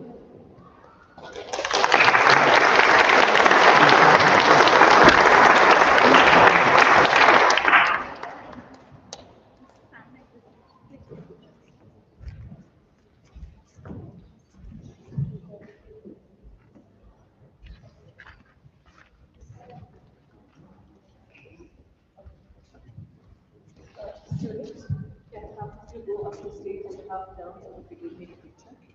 Hurry. Backside please go up and outside please come down. We should also take a picture. We have to stop this live streaming and live streaming, right? Fine? Sure. Your live stream is immediately and you will no longer be live. End.